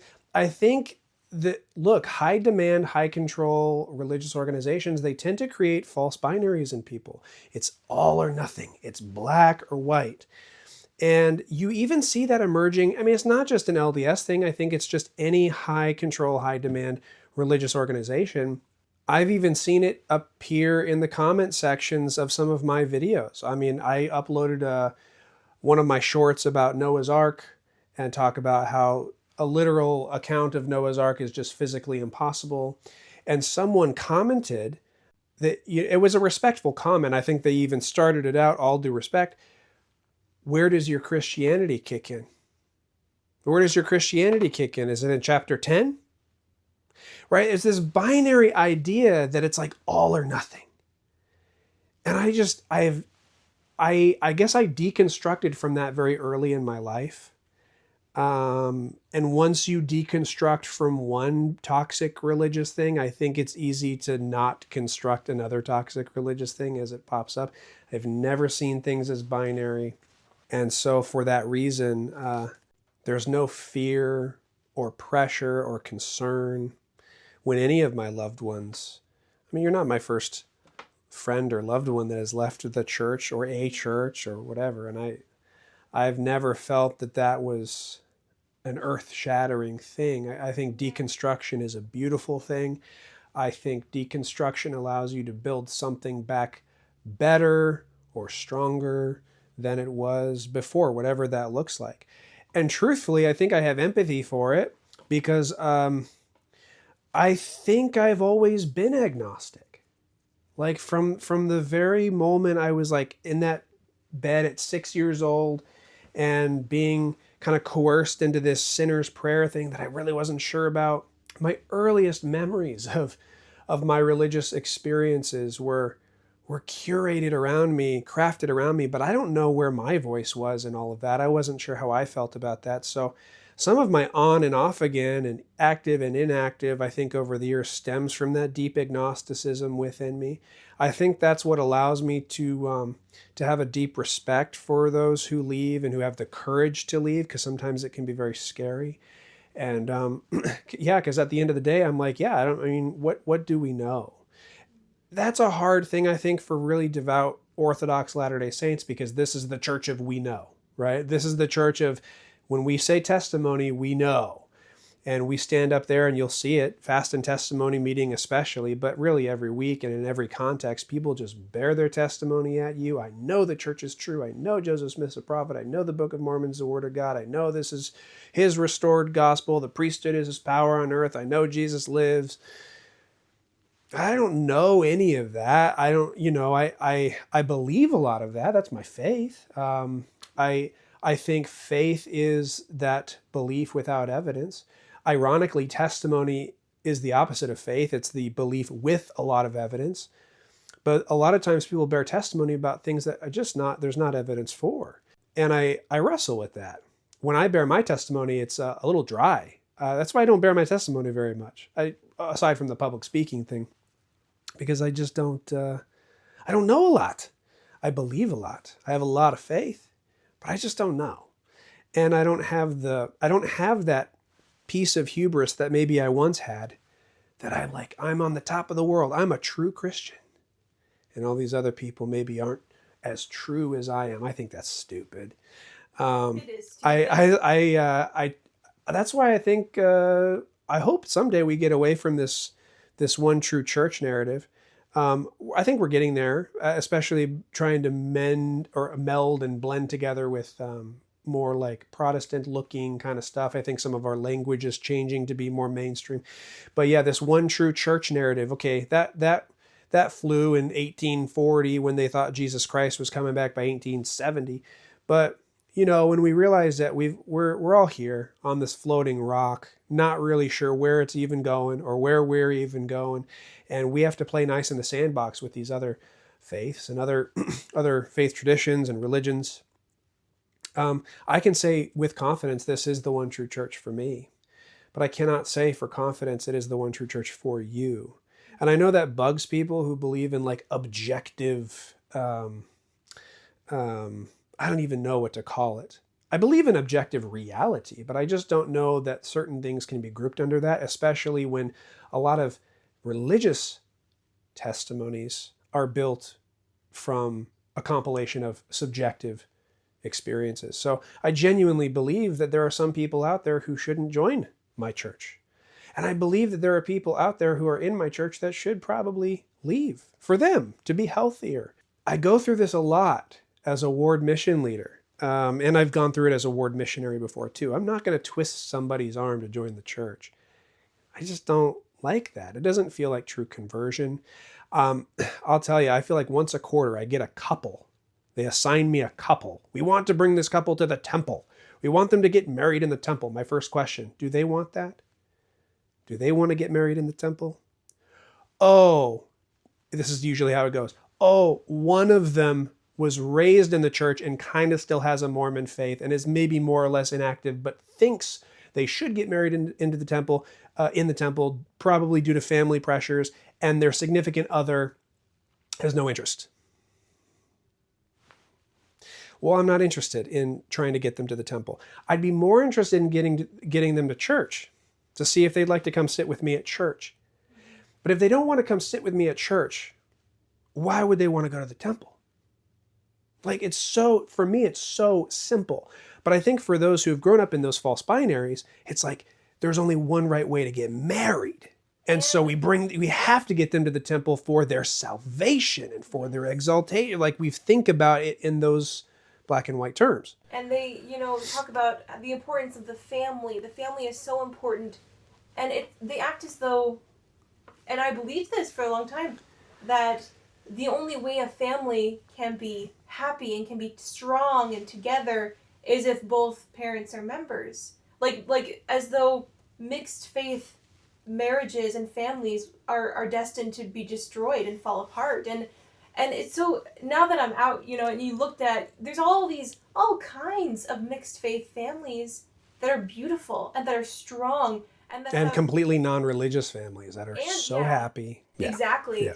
And you see, like, and especially comparing their relationships to my family relationships, Yeah. it really shows you that religion, as long as you respect your partner's religion or lack thereof, or or your children's religion, like as long as there's respect and love, you can have a strong, beautiful, healthy family. And that really, religion can actually cause harm if you're prioritizing that over your family, over the individuals. And I think for a lot of Mormons who are raised the way I was, that gets twisted and reversed. I agree. I agree.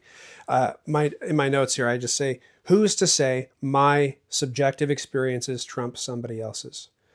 In my mind, religious conviction is the sum total of all of your subjective experiences, but who is to say mine trump somebody else's? I think subjective experiences really just trump inner doubt. I recently watched a conversion story on YouTube. A wonderful woman. She shared very, very genuinely from her heart her conversion story. But it was interesting because she made a point to say that she got hung up on Joseph Smith. Like that was a big part of her. I don't know if I want to convert. I don't know if Joseph Smith's a prophet. I've heard some bad things about him. Don't know how I can get past it. She dates this guy who's a member of the church on and off for 8 years, and basically he's not going to marry her if she doesn't join the church.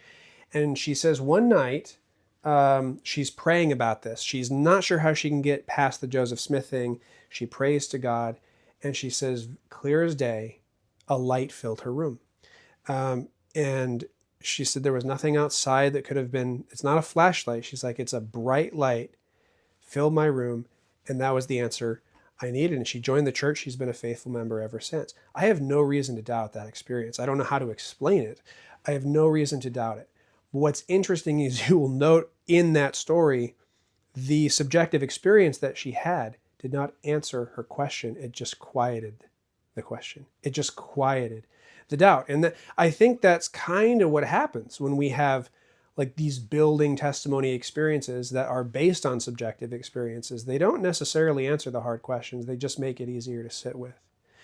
They make the agnosticism a little less agnostic. In other words, I think a lot of times subjective religious experiences tend to suspend the need for critical thought or further thought on an issue or a topic. So when I teach in the scriptures, I feel like, when I'm doing something like this, I feel like I tap into something. And I don't know what that something is. I'm going to call it the light of Christ because that kind of sums up how I understand it. But when I teach verse by verse in the scriptures, I do feel that power. And it's that same kind of energy that I felt when I had that powerful dream that I call a vision, or when I got baptized, or when I went through the temple for the first time. I have made a commitment that I'm never, ever going to lie to someone to help them come around to my faith. I'm not going to lie about my experiences, and I'm not going to lie about the gospel. I'm not going to lie about church history. I'm not even going to lie about where I deviate from orthodoxy. I'm also not going to deny my testimony, is the other thing too. Because all of those experiences that I've had and all of the adversity I've overcome to receive certain blessings in my life and confirmation of blessings in my life, that means something to me. And it's very significant. So I hold both. I love this church. I love this gospel. If I can look at scripture with an academic and objective lens and still feel that spark of inspiration, that feeding of a hunger, that healing of a spiritual ache, then I'm not going to deny the presence of some kind of divine power there. If that isn't godly or Christ-like, then I don't know what is, or I don't know what to call it. I do know that humans tend to look for purpose in life. I don't know if that's in vain or not, but I'll tell you that my journey in this church, all the way up until right now, all of my conversion moments up until right now, and especially what I do now in exercising my spiritual gift of teaching the scriptures and sharing the gospel with strangers on the internet and with my beautiful wife here, that's as close to my life purpose as I feel I ever will get. I look forward to all of the years to come in this channel. I look forward to continuing to make a stand in my life for scriptural literacy, whatever that looks like. And I look forward to raising children in a mixed faith household. I absolutely look forward to it. And just being my most authentic self on this faith journey. So this has been extremely long-winded. If you've made it this far, I love you dearly. Thank you for letting me share my story with you. Thank you for letting me share my life with you. And I will leave these things with you in the name of Jesus Christ.